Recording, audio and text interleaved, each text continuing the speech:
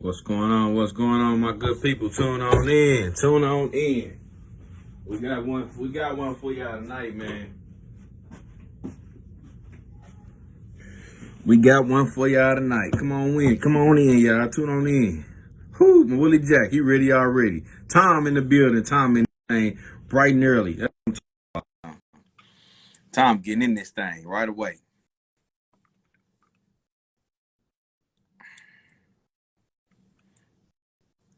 Tom getting in this thing right away. What's going on? Mom's in the building already too. Oh yeah, they in here, baby. Oh yeah, Tom T, what's going on with you, big dog? It was if you ain't first, you last. They You rolling in right away, Willie Jack, man. Oh, Mom Deuce in the business. What's going on, mama? Yeah, she in here. She in here. Snacks, what's the word? Snacks, what's up with you, bro? What's happening? Hey, Hey, Snacks, was you a part of that championship, man? Did you go win that championship, Snacks, in Atlanta, man? Did you go with them boys? Yeah, man. yeah, man. Willie Jack, what's up with you today, man? How you living, bro? Hey, man, I'm doing good, man, living good, doing good, living better. Doing good, living better. That's what I like to Yeah, hear. man. Yeah, you know what I'm saying? My funds ain't caught up to my, you know what I'm saying? My funds ain't necessarily keeping up with my outlook. You know what I'm saying? That my funds got to catch up to how I'm feeling, but it's all good. It's all right, bro. It's gonna be there. You know what I'm Yeah, saying? It's gonna I be there. feel like $1,000,000. I just ain't got $1,000,000. Oh, okay. Okay. I got you. Yeah. All right. All right. Yeah, for sure, for sure, for sure. Well, yeah, man, we're gonna get on started in just a second here, Willie Jack, man. But in the Sure. meantime, man, we got to get him on in here, man. We got a bunch of news to get to today. For We got a sure. bunch of stuff, man. Yeah. Bunch of stuff, and then me and you gonna get together too. Probably, I'm gonna try to get to you after the show too, bro, to For this sure. evening, so we can talk business. You know what I mean? So we can For talk some sure. business. So we're gonna definitely do that. What we got here? I'm sending out some invites and everything. Go ahead, man. Do your thing, brother. I'm gonna get started. I say 1 minute. 1 minute, and we're gonna make it happen, my bro. What we got here, man?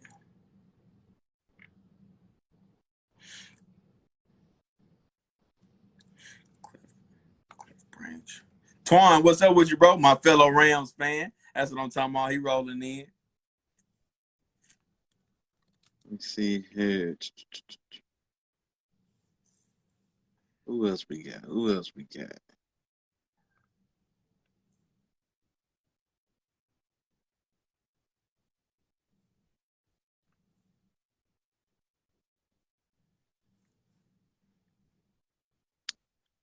Okay.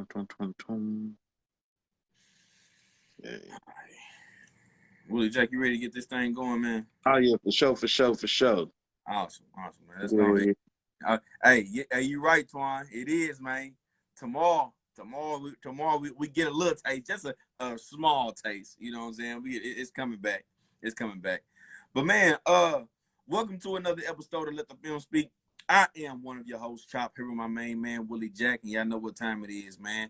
Same time every week, Wednesday nights at 7 o'clock, man. You know, we bring y'all the latest news of what's going on in the NFL. We're going to talk about some specific topics, you know, of choice, you know, go through some things, try to keep it interesting for y'all. And today we got a big one, man. Today we're going to jump into the Hall of Fame inductees, man. So the guys that's gonna be joining the Hall of Fame in this 2022 class.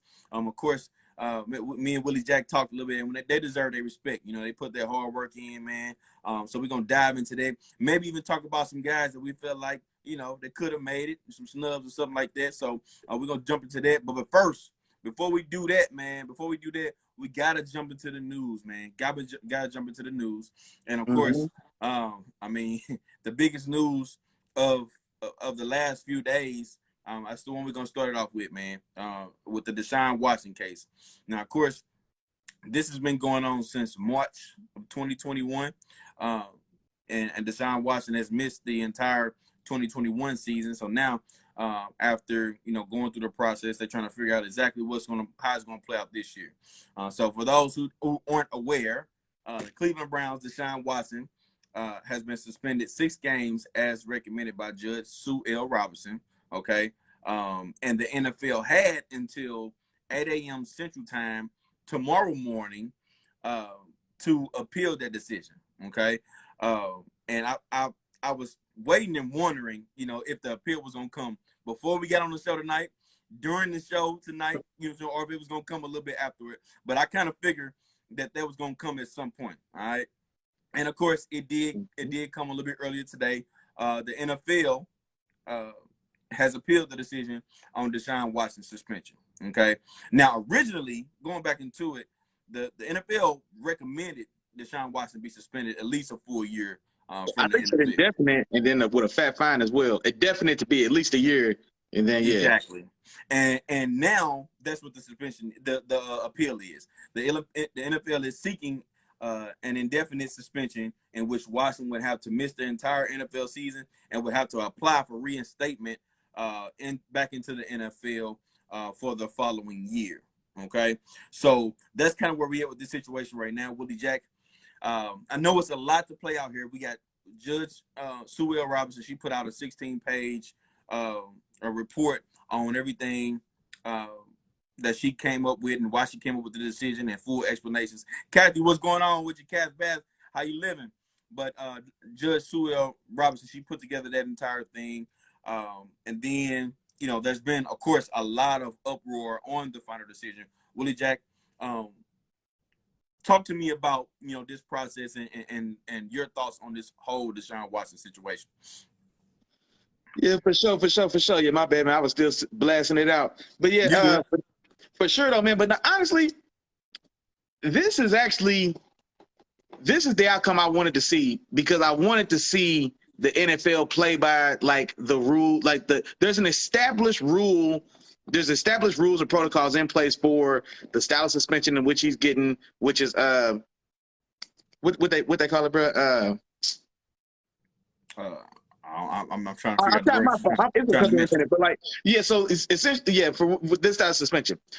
Now, by the letter of, I guess, the law, this is first time offense, et cetera, et cetera, et cetera. So that offense for first time offender, et cetera, is 6 games. So like that's what it is. That's the rule that got put in place when they went back and they did all this, when Goodell and the NFLPA foolishly took a little money and then agreed to let Roger Goodell be the judge, jury, and executioner, et cetera. This is one of the policies that came out of that, that last NFLPA agreement or whatever the case. And so like that suspension is set at 6 games. And so like the thing about it is, and I think a lot of the blowback on it and why people feel it's so soft or they look on it with such distaste or whatever is because you're still Deshaun Watson. Now this is going to follow and linger and follow him for the rest of his career and the rest of his life, more importantly, you know what I'm saying? But people are wanting to punish him for the accusation and not for the actual, I guess. Well, and see, that's the thing. I don't want to say the word charge or conviction, et cetera, et cetera, et cetera, because lack of a charge doesn't mean innocence. But just in the same breath where, being charged shouldn't mean guilty either, but that's not the way that things are viewed. So the man wasn't charged. 2 separate grand juries failed to bring charges on Deshaun Watson, period. So that's that. He has not been charged as a repeat habitual sexual offender. He's never been charged as such. Now there's there's civil suits and money's getting spent, et cetera, et cetera, et cetera. I can tell you in my line of business what I do from 9 to 5. I spend money and I pay settlements on things that we don't know all day long. This is exactly what I do. So I understand how spending money is not at all an admission of guilt. It is not at all to be construed or interpreted that way. And it is strictly a financial a decision based on what's financially more equitable. You know what I'm saying? It costs money to fight as well. So if it's, what I'm saying, now, I'm getting a little off base a little bit, but I say all that to say, we've got a man who's never been charged of a crime.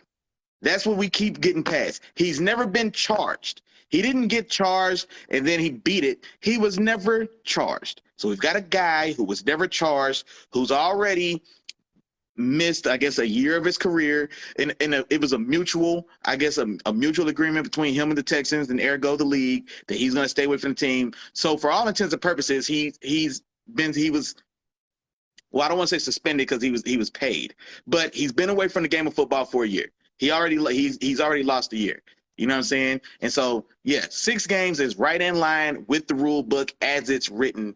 And like I said, as it's conduct detrimental. That's what the suspension is for. So for conduct detrimental, it's not a specific offense like marijuana and like what everything that's been going on with that type of thing and how the NFL's archaic views on the substance, etc. So it's not about that. It's not a specific DUI, DWI. It's not Henry Ruggs. You know what I'm saying? There, you know what I'm saying? There is no video of him mopping his old lady in the elevator. You know what I'm saying? That's not what it is. It's conduct detrimental. That's very loose, it's very wide, and it's very vague, and it's very gray because it's meant to encompass things like this. Man was never charged with a crime, but the conduct was detrimental to the face of the league. And so now they could still choose to do some type of suspension or repercussion. And the rules say 6 games for a first-time offender, and this is the first-time offender, and he got 6 games. I ain't mad at it at all.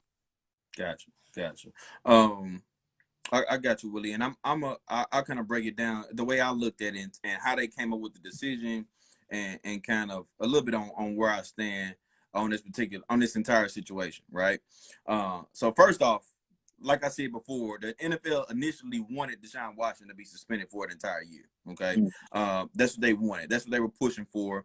But with the new collective bargaining agreement, what they came up with was a policy in which they were hoping for this to be the beginning of change, but the NFL dropped the ball, and I'm gonna kind of explain why. So they kind of put the ball in the hands of Judge Sue L. Robinson, okay, and hoping that she would make a decision kind of congruent with what the NFL wanted. Not kind of nothing. They wanted her to decide with them, and she didn't. It wasn't no kind about it. Right, but what I'm saying, what I'm going into is, what she ended up doing was she ended up letting the NFL have it. So I got a chance, and what I really wanted to do, especially with cases like this, I wanted to really dive deep into it and look at all the facts and how everything played out and kind of go into it. So I ended up reading the entire 16-page report, right? And read everything about it and went into it. And essentially what Judge Sue, I'm gonna just call her Judge Robinson. Essentially what Judge Robinson was saying was that she went back to the NFL's policy. Okay. And within the NFL's policies, there's no specific definitions of sexual assault, you know, and things of that nature.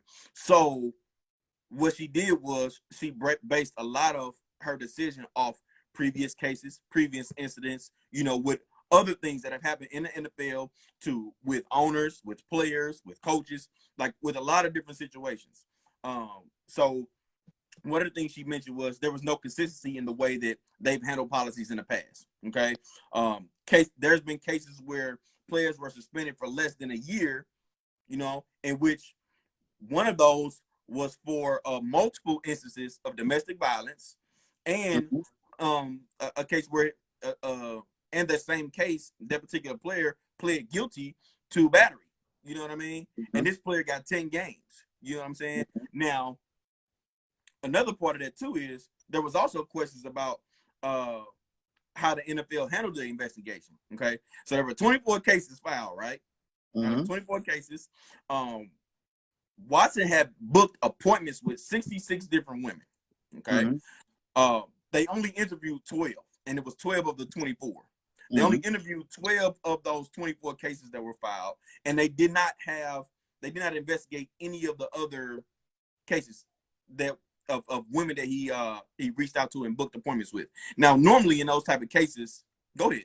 No, here's where I want to interject, because this is honestly, I deal with this type of not sexual assault, etc., but like this legal, what we're talking about as far as course and scope of the investigation and pertinent facts and relevant details. The fact that and that's why I hate the way.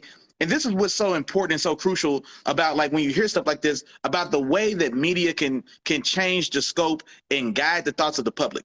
Why is it relevant that he booked 66 appointments with masseuses as a professional? Like, why is that even a relevant point?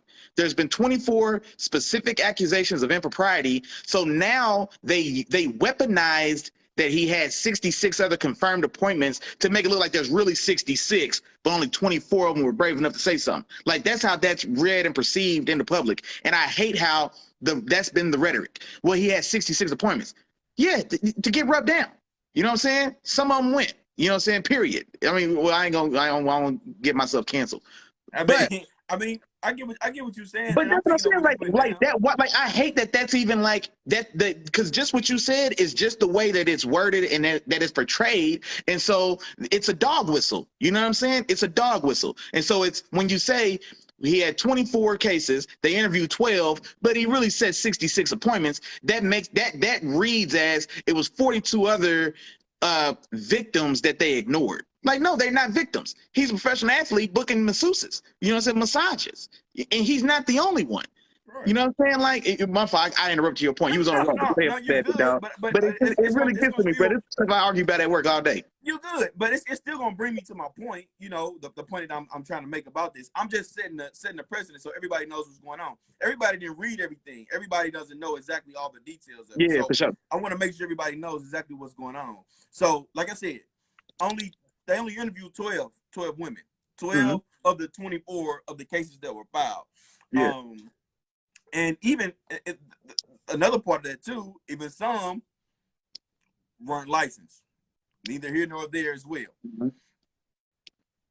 Now, the reason I mention that is because, one, my bottom line, first off, my personal opinion, I think that Deshaun Watson was clearly displaying inappropriate behavior, especially when I read a little bit detail, and I won't be as graphic as some of the details in the report, but I think he was clearly displaying inappropriate behavior, and I think he used his NFL stature to, you know, do whatever he did, you know, in those particular appointments or whatever the case may be. Now, I want to go back and read. I'm going to have to go back and read that report there, because I want to know what you mean when you say that, because there's nothing about being just in the NFL that gets you sway with young attractive women. You know what I'm saying? Well, I don't want to say that it can't, because it can, but he didn't. This didn't happen because he's in the NFL. It happened because he's young, handsome, and rich. So, well, according to some of the women, a few of them feared for losing their jobs because of the power that he may have as an NFL player. I'm just reading you the report. I'm telling you what the report is, and I'm gonna sit up here and tell you too. I ain't finna sit up here and just 100% defend him either, because that boy a creep. Let's just put it on. No, for sure. I'm not gonna act like he's not no creep. That boy is a creep. But let me get to my point. Let me. Okay, yeah, my fault. Go ahead. So, my fault. On the other side of that, though, on the other side of what I just said, when I said I definitely think he was doing certain things to get away with, or he definitely used his NFL stature to do that. I think he did that. But on the other side of that, I think it was definitely some women who fed into it. You know what I'm saying? Who, as Willie would say, went. You know what I mean? Or they participated in some of the things that he brought to the table, or some of the things he wanted to do. It definitely was. When you see 66 women out there, I mean, that was to me, that was a part, not saying that there were 42 other women out there that were a part of this. No, it was more so, it's other women out there, but every woman of those 24 cases, I don't think it happened in the way that people are thinking. The people that are getting emotional about the situation, I don't think it happened the way that they're probably thinking that it happened. You get what I'm saying? And only one only one woman was a woman who stopped it early, who ended the services early, and didn't finish up the massage because of how uncomfortable she felt. And it kind of let me know something too. It's like some women, they just let whatever happen until they were uncomfortable with it, and then it became this effect of, all right, this person came out, then this person came out. Okay, I'm gonna come out too. You know what I'm saying? So you have that aspect of it. And then the last part of it too, just to bring it back to the Cleveland Browns about the situation, it just goes to show you also, no matter what particular situation, or regardless if they know the outcome of it, certain teams, when they get desperate, man, they gave this man the richest NFL deal in history. That boy got $230 million guaranteed. You know what I'm saying? So I mean, some teams out here they willing to do whatever it takes to get over their hump. And Cleveland Browns, they've been in the doghouse for a long time, you know, and that's the move they made. So I guess my bottom line is it's always two sides to a story. You know what I'm saying? And I think right now with the decision that the NFL has made to appeal the situation, I think they are fueled by the emotional reaction of everybody versus the actual facts. They laid this bed.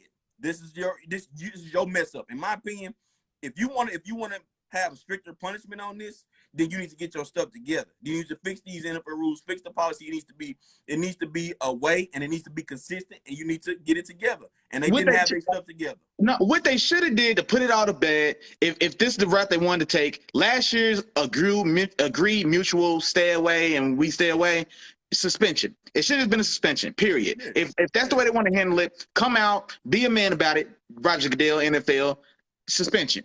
Now, the NFLPA would have appealed it at least, but then at least the decision's made, woo-de-woo-de-woo, and then it goes to arbitration, and then, yeah, maybe it gets reduced to 6 games, maybe it gets reduced to 10, maybe it gets reduced to 12, but now this situation has already been over, and it's already played out, and judgment and decision was made. That's what they should have did that's what should have happened from the jump. You know what I'm saying? They waited until, a month ago to start their investigation officially? You know what I'm saying? So, just like you said, they made their own bed, and now, like I said, now it's a scramble to pick it up because now, you know what I'm saying, the NFL does a terrible job of keeping, they always air out their own dirty laundry, and then they scramble to try to clean it up and make it look good. You know what I'm saying? They had the video with Ray Rice, and then the video gets out, leaked by the NFL, and now they got to go back and do double time tonight, try to fix how bad it looked. The NFL, everybody was aware of these charges 2 years ago. That's why the boy didn't play football last year. The NFL sat for these 2 years until this moment, and then it's just, yeah. I'm sorry, I don't want to take it over. No, and now, let me bro. say something as well. I am not saying that I am a proponent of any style of sexual misconduct or impropriety against women or men for that sake as well. You know what I'm saying? I'm not saying that because I know it sounds like maybe I'm going too hard or not giving enough credence or respect or you know what I'm saying, whatever appropriate term to the situation, because that's not at all what I'm saying. But I also don't want to sit here and for us to all sit here and be so naive or play just be so quick to just say, oh my God, big bad black dude, you know what I'm saying, running around habitually raping and sexually assaulting, you know what I'm saying, taking advantage of innocent young girls. I don't want that to be the story either. You know what I'm saying? That's all I'm getting at. Because no, I agree. Yeah. And so I don't disagree that, yeah, maybe he did take it too far on some of these cases. And honestly, and I can't speak from firsthand knowledge. I'm not, you know what I'm saying, I haven't lived that life. But playing devil's advocate, these are the things I do. These are the things I do for work when I evaluate settlements for this, just disputed settles. You know what I'm saying? So these things I do. I put myself in both seats. So let's say Deshaun Watson with his 24 accusations, etc., or whatever. Well, no, I don't even want to play that game. I'm gonna get out of that. I just thought about it better of it. I'm gonna get out of that, man.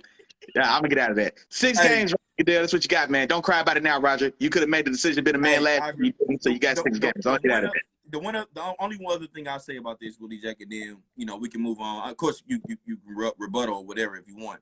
No, sure. With this particular process, I don't think it was handled super well. People would disagree terribly because I think there was stuff kind of still coming out, and I think the NFL was waiting to see what was actually coming of the cases to see how they were going to handle it. So what Judge Robinson was going off of was the cases after they were settled to determine what the NFL's policy was going to be on it. So I think it was, I think the policy, how she came to her conclusion, I think that was right. You know what I'm saying? It was right. By the way, the policy, exactly. That's why I agree. But I think the NFL, like I said, I think their decision right now is being fueled by this outcry and the public perception. You know what I'm saying? Which to me, it's not the right way to go about it, because you reacting from fans. You need to just get your stuff together. You need to get your stuff right. You know, you go back to the book. Decisions. That's exactly what I said. Determine what you did wrong, and y'all need to fix it. And then one last point too, Willie Jack. I'm gonna throw this out there. So now that it's been in an appeal, the NFLPA now has 2 days to respond to that. to take it to federal court. And if it goes to federal court, then Deshaun Watson's suspension stands, and the NFLPA then has the right to file for a restraining order, which will allow Deshaun Watson to play while this case is going through the federal case. So yeah, that's the situation that we possibly looking at, and it's looking like the NFLPA is going to come back at that appeal as well. So no, of course they are, because they're obligated to do so, part of the agreement. Now, there's 2 points, and Brother Red beat me to it. I was waiting to get to that. I was going to wait to say that for last. But the first thing I want to say is this, because that's been the misconception that people have been trying to give the excuse to the NFL, where they wanted to wait and see what the courts did. The way that rule and that guideline and that disciplinary action is written, it's not contingent upon conviction. That's the whole thing about that. Ray Rice wasn't convicted for smoking his wife in the elevator. It's not contingent upon a conviction. That's why it's worded as conduct detrimental. So right, wrong, or other, charged or no charge, etc. If it's deemed to be something that's detrimental to the face of the league, it can warrant a suspension. So they didn't need the court cases to rule in the matter. They could have said, and that's another thing too, like when it first came out, I think it was it started out with 1 and then that jumped to like 8. You know what I'm saying? Like, they didn't need to wait to see the final tally before they know how serious it is. When it was 1 or when it was 8, that's enough. What's the difference between 8 women stepping forward and 24? Nothing. There's no difference. It's bad. You know what I'm saying? It's not varying degrees bad. It's not 24th degree bad because there's 24 women now. Like, once that first one happened, it never got any worse than that, because the offense is so serious that once that's the offense, then boom, period. It's a 10 right now. Like, it's not an 8 level. It's not an 8 level crime because there's only 4 of them, and now it's a 10 level crime because there's 24. Like, no, the seriousness of the offense is if there's one, that's one too many. So boom, it's enough right there. That's all you think. Yeah. So they don't need the courts to work it out before, like, oh, we want to see what they like. No, bullshit. No, you don't, because the rule isn't contingent upon conviction. So that was them. That was Roger Goodell, his soft ass, passing the buck. You know what I'm saying? And now that it came back too soft, and now it's been bit him twice. Now he wants to cry about it and like, nah, bro, this is what you signed up for. This is what you got. You got 6 games. You know what I'm saying? But the law is above the NFL policy, though. Is what I'm saying. No, the law as far as conviction, but I'm talking about the law doesn't matter about him being suspended officially by the NFL. Now, if he goes to prison, even if he's not suspended from a game and goes to prison, he's going to prison, period. So I'm not, but like, one thing doesn't have anything to do with the other is my point. Like, their suspension isn't contingent upon a conviction, and the NFL and the justices don't give a damn whether or not the NFL cleared him. If he's going to go to jail by the court system, he's going to jail, period. So that's what I'm saying. Like, the NFL muddies its own water, you know what I'm saying, and then gets mad when nobody want to drink it. You know what I'm saying? Now, the next thing I was going to say, and Brother Red beat me too, I was trying to let us get through that before I brought this point up. Nobody's mad about the rubbing tubs that Robert Kraft was getting. You know what I'm saying? Robert Kraft was going down to the same little bitty town in Florida, getting rubbing tugs, getting his happy endings for who know. We know about it when it first leaked and came out, and we know if y'all remember, y'all might not even remember because how quickly they made that shit go away, because it was our favorite, it was the league's favorite owner, Robert Kraft. But yeah, Robert Kraft been down there in Florida for at least a day. That's a 70-year-old billionaire. He been getting rubbed and tugged on for 50 years. Period. I don't care what the period. This was his first time, and now he got caught. That's what the league has believed. And so yeah, so I don't want to hear it. You know what I'm saying? Was Robert, just like Joseph Kenny, Brother Red, shout out to No Vulture, the podcast, in the building, day one gang, what's happening with you, big dog? Just like my dog said, was Robert Kraft suspended indefinitely in addition to a fine? Did he have to reapply to be an owner? No, he didn't. You know what I'm saying? Did the state of Florida, when the woman in the thing said, I was scared of the power that an NFL quarterback had as far as getting me fired, etc. Deshaun Watson doesn't have that type of swinger pool. But you know who does? Robert Kraft. Because Robert Kraft and his group of billionaire buddies threatened to pull all of business out of Florida if those tapes were released, which they were legally allowable to release those tapes of the footage of the boy getting tugged on in Florida when this was all going on. That footage was not only admissible, but it was open to be considered public information. You know what I'm saying? And then quickly, a group of 3 or 4 billionaires talk about pulling business out of Florida, and them tapes disappear. You ain't heard nothing from them cases. You ain't heard nothing about the little girls in there getting sex trafficked that came from Cambodia that was in there getting swapped out, rubbing and tugging on them billionaire, old white man billionaire. Or not white. It's not about that, but I'm saying Nothing of the sort came of it. So I don't want to hear how up in arms the NFL and Roger Goodell is about Deshaun Watson hiring OnlyFans girls off of Instagram to come rub his shoulders. You know what I'm saying? And other stuff. And like I said, he's admitted to having sex with several of these women. You know what I'm saying? So that's already been out there as well. I'm not saying nothing that nobody knows. So Deshaun Watson is hiring escorts for masseuses, for massages, and it went bad. Okay, boom. It is what it is. Robert Kraft, we can talk about the semantics and the subtle differences and etc. Same offense. You know what I'm saying? Same offense. And he was were they actually charged and just that case got dismissed? Because Deshaun was never officially charged by grand jury. Well, anyway, like I said, I'm getting off point. But my point is, this all trickles back to the inconsistency that this Judge Robinson was talking about. And so, like I said, you can't have it one way here and one way there. Like the NFL wants to change the way they handle these things in live motion based on outside reaction. Like, no, that's not how. Well, I'll say this, man. I'll say this. Just because one situation doesn't make this situation right. I'm gonna say that first and foremost. But then also, I think you went a little bit too far with the hiring the escorts. He wasn't hiring no escorts. That boy was in there tripping. You know what I'm saying? Like I ain't cutting Deshaun Watson no slack. I call them escorts because I didn't want to call them prostitutes. You know what I'm saying? I didn't want to call them. I'm not gonna call them prostitutes. They ain't. Yeah, and I'm saying, yeah, but and that's what I'm saying. The behavior for a good chunk of that with those women was unwanted. Like that stuff. A lot of the women, they want that. This was something that was unwanted by those people. Like it was clear. That part was obvious. You know what I'm saying? Now some of those, I ain't gonna say some of those women probably wanted it, but a lot of it was unwanted, is what I'm saying. That's why I said, oh, I ain't calling them no escorts, I ain't calling them no prostitutes or nothing like that. I spoke up. I'm looking at it on the I'm looking at it on with the, you know what I'm saying, with my seedy, sleazy eyes. You know what I'm saying? Forgive me, because I'm not trying to disrespect nobody. I don't know these women. You know what I'm saying? I don't want to pretend to know that I do. But what I'm saying is, just like this Miss Robinson lady said, I want consistency as well. So, like I said, don't shrug off Robert Kraft getting tugged on by 9 citizens of Asian countries who the way he got caught is because that place he was getting tugged on was being investigated for sex trafficking, because the women in there were being rotated from small or like underdeveloped Asian countries and communities. This is I'm not making it up. You know what I'm saying? Like, this is what was going on. Robert Kraft got caught because he was a regular at a sex traffic parlor. That's why Robert Kraft got caught. He went on the wrong day. He went on the day them feds was kicking the doors in. You know what I'm saying? So like, that's why he got caught. So I'm not gonna for a second believe that Robert Kraft's involvement in that, because he paid for the services, is not a big deal. Deshaun Watson paid his women too. You know what I'm saying? And I'm not saying anything. I'm not saying, the point of what I'm making is, because it does sound crazy, I'm listening to myself. I'm not excusing what him or Robert Kraft did.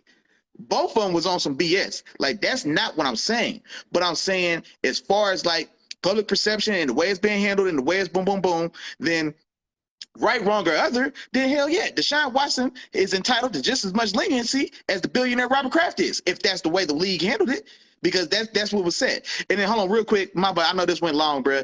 Jeff said, so what if the accusations are false and they suspend them based on false accusations alone? Well, that's the whole thing about it, Jeff. The contract conduct detrimental isn't contingent upon the accusations being false or true. It doesn't matter. Does it give the league a black eye?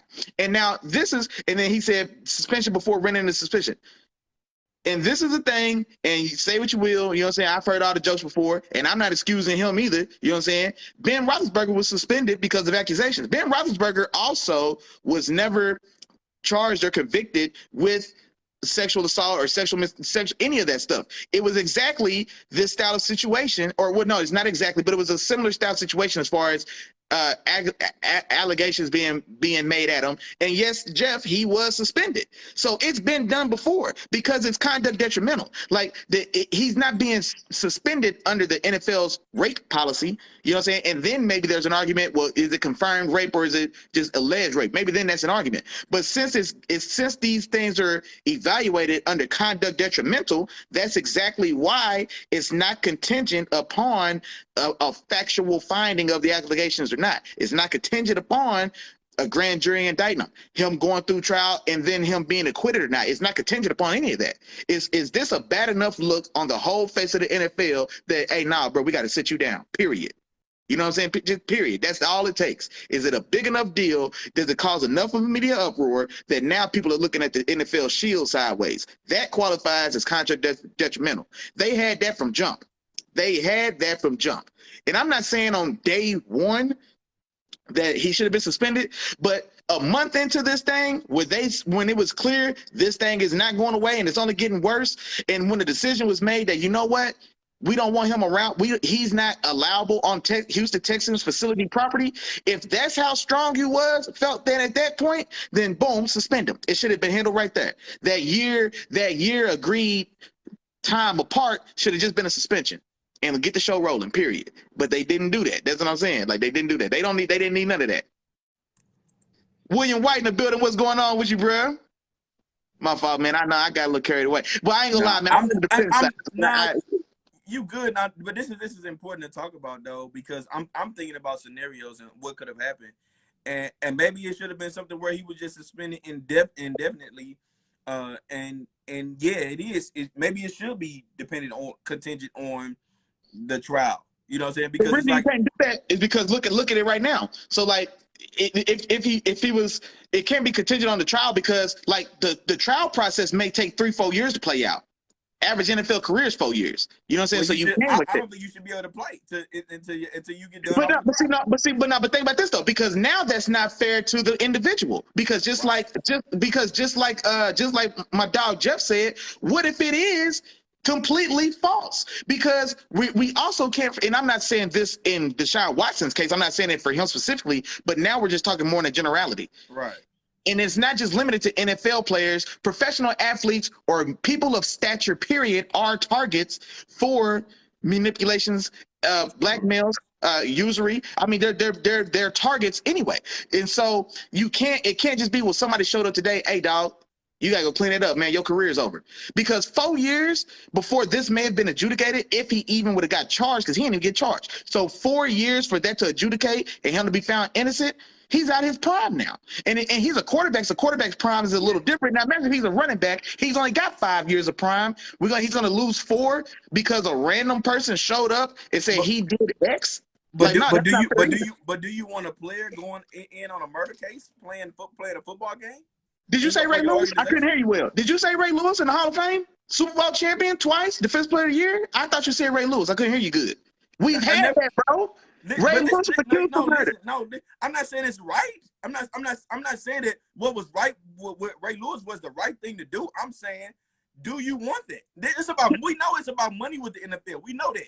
It's about money. They want the bread and they care how they look. They care about their image. That's what they care about, which is the reason why they're appealing right now. I'm saying logically, as a we're talking about hypothetically now. There's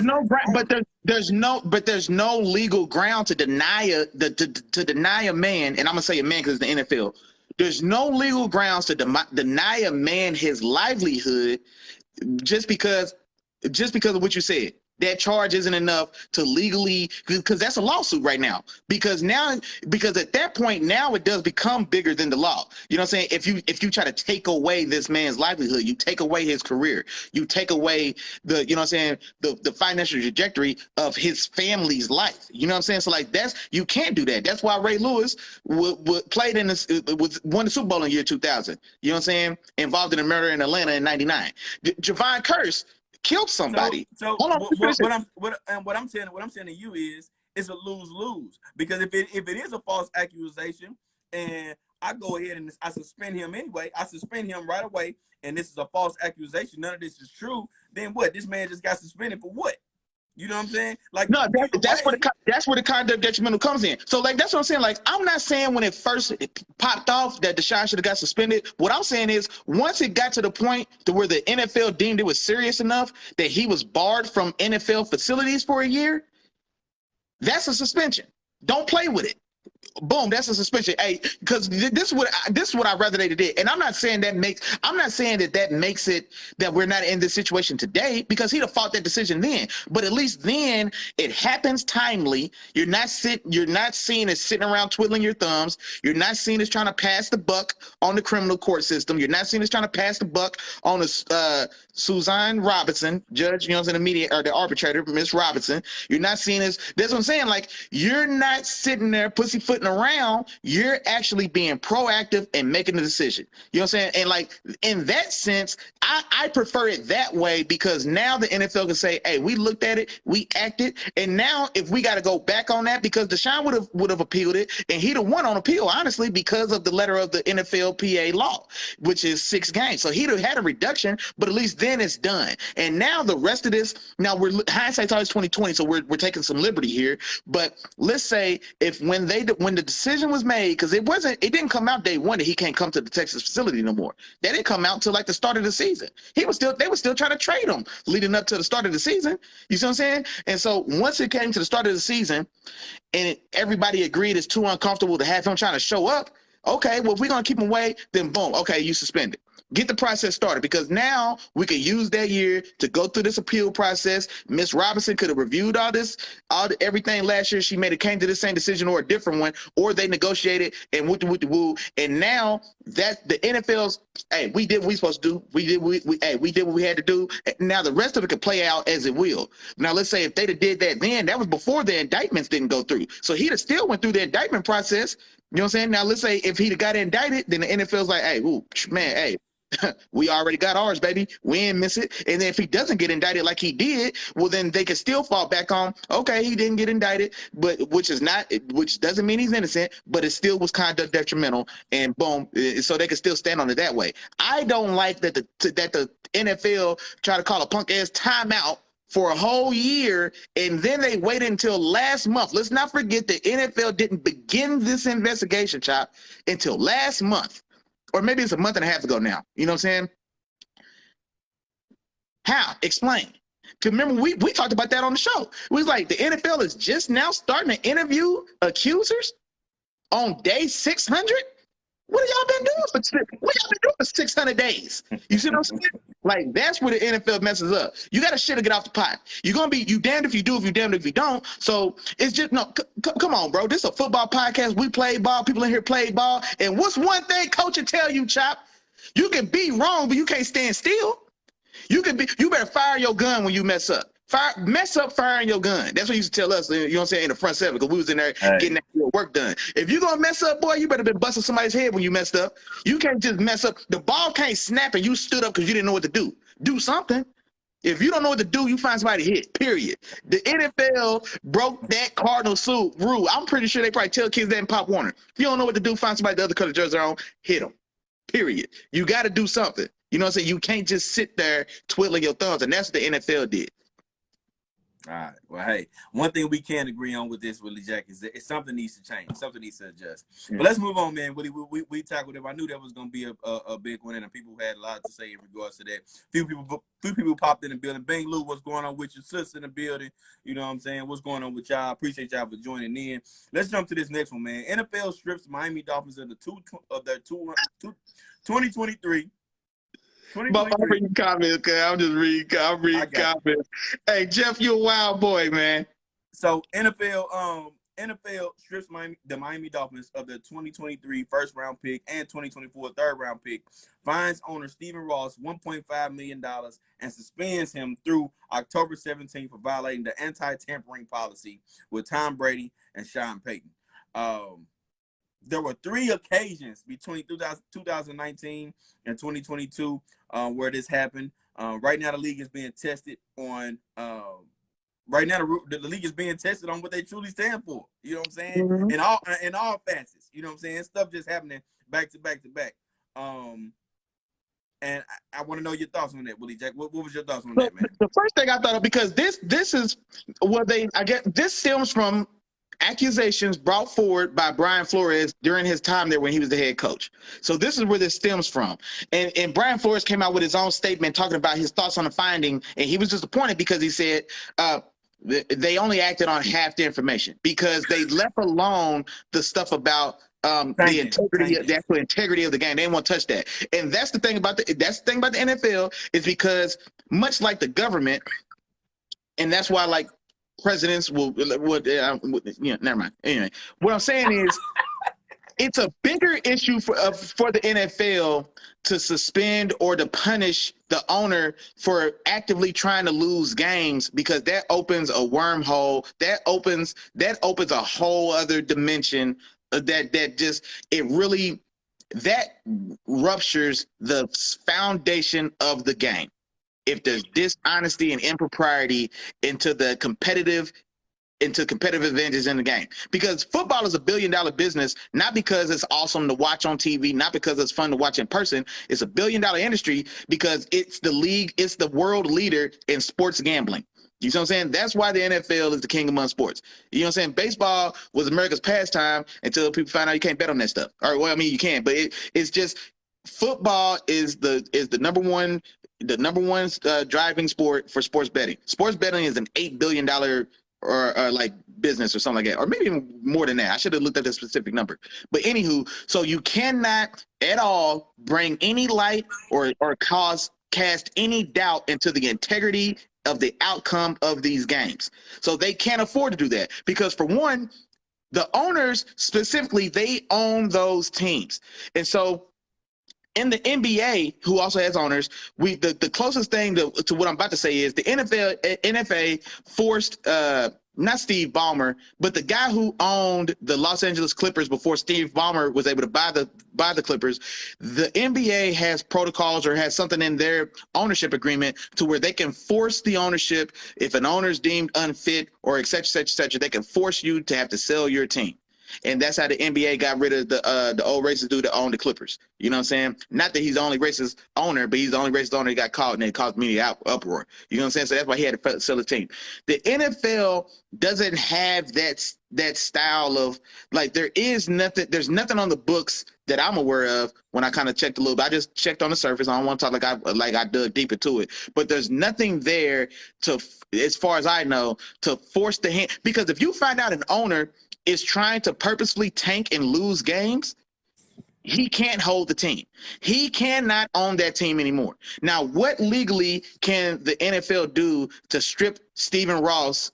It's Stephen Ross, right? Stephen Ross of the ownership of the Dolphins. I don't know if there's any option, any bylaw, anything contractual in the ownership agreement. I'm not aware of there being anything to where that can happen.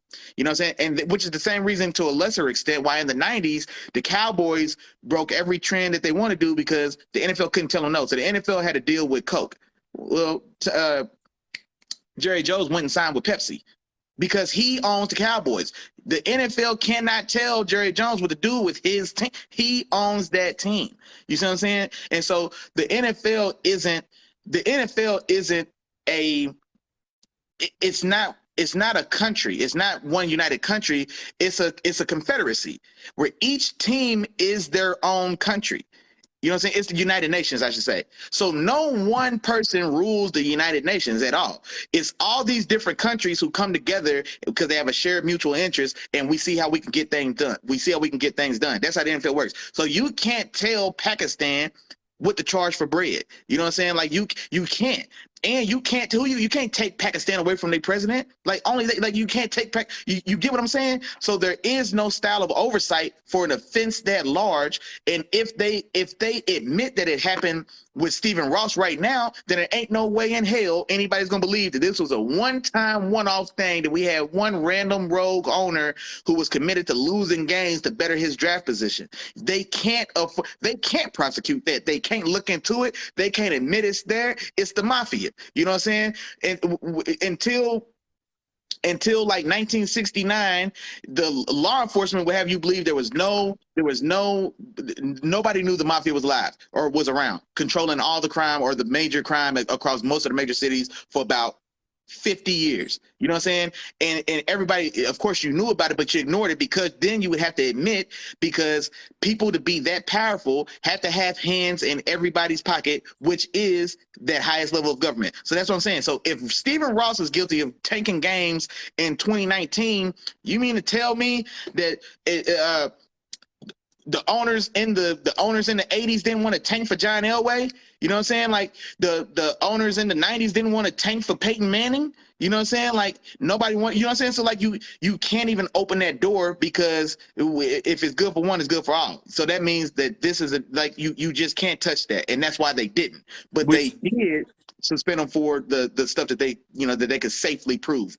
Which means the owners are not gonna come speak up, because he, like you said, he ain't the only one. You know, so just like when we talked about, just like when we went back and we talked about the case with what is his name, Gruden, with Gruden, you know, and the things he was doing, and the conversations with the Washington owners. Like, they ain't the only ones out there. There's more out there, but they're not gonna come and do that, because it's gonna bring everything down. You know what I'm saying? That'll mess around, tear the whole NFL apart. You know what I'm saying? And then we'll be looking at another situation where they're trying to form another league or something like that.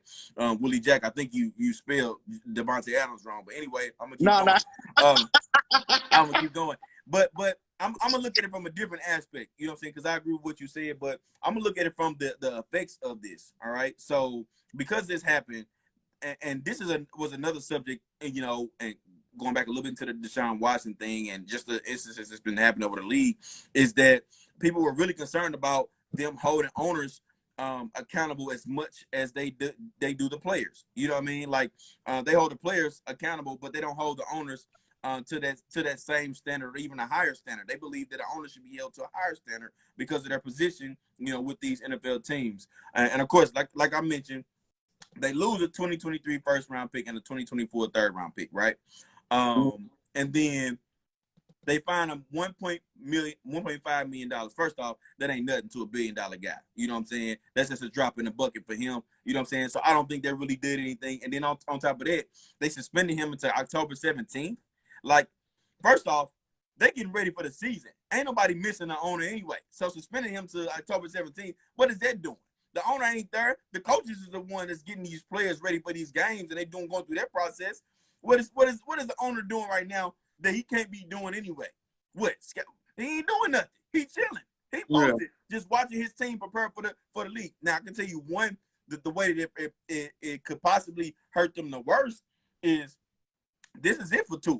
You know what I'm saying? This year is it for Tua. So whatever possible first round pick they could get, like a quarterback in, that's gone now for this year. You know what I'm saying? That 2023 pick is gone. So if Tua ain't the guy, Tua got another year.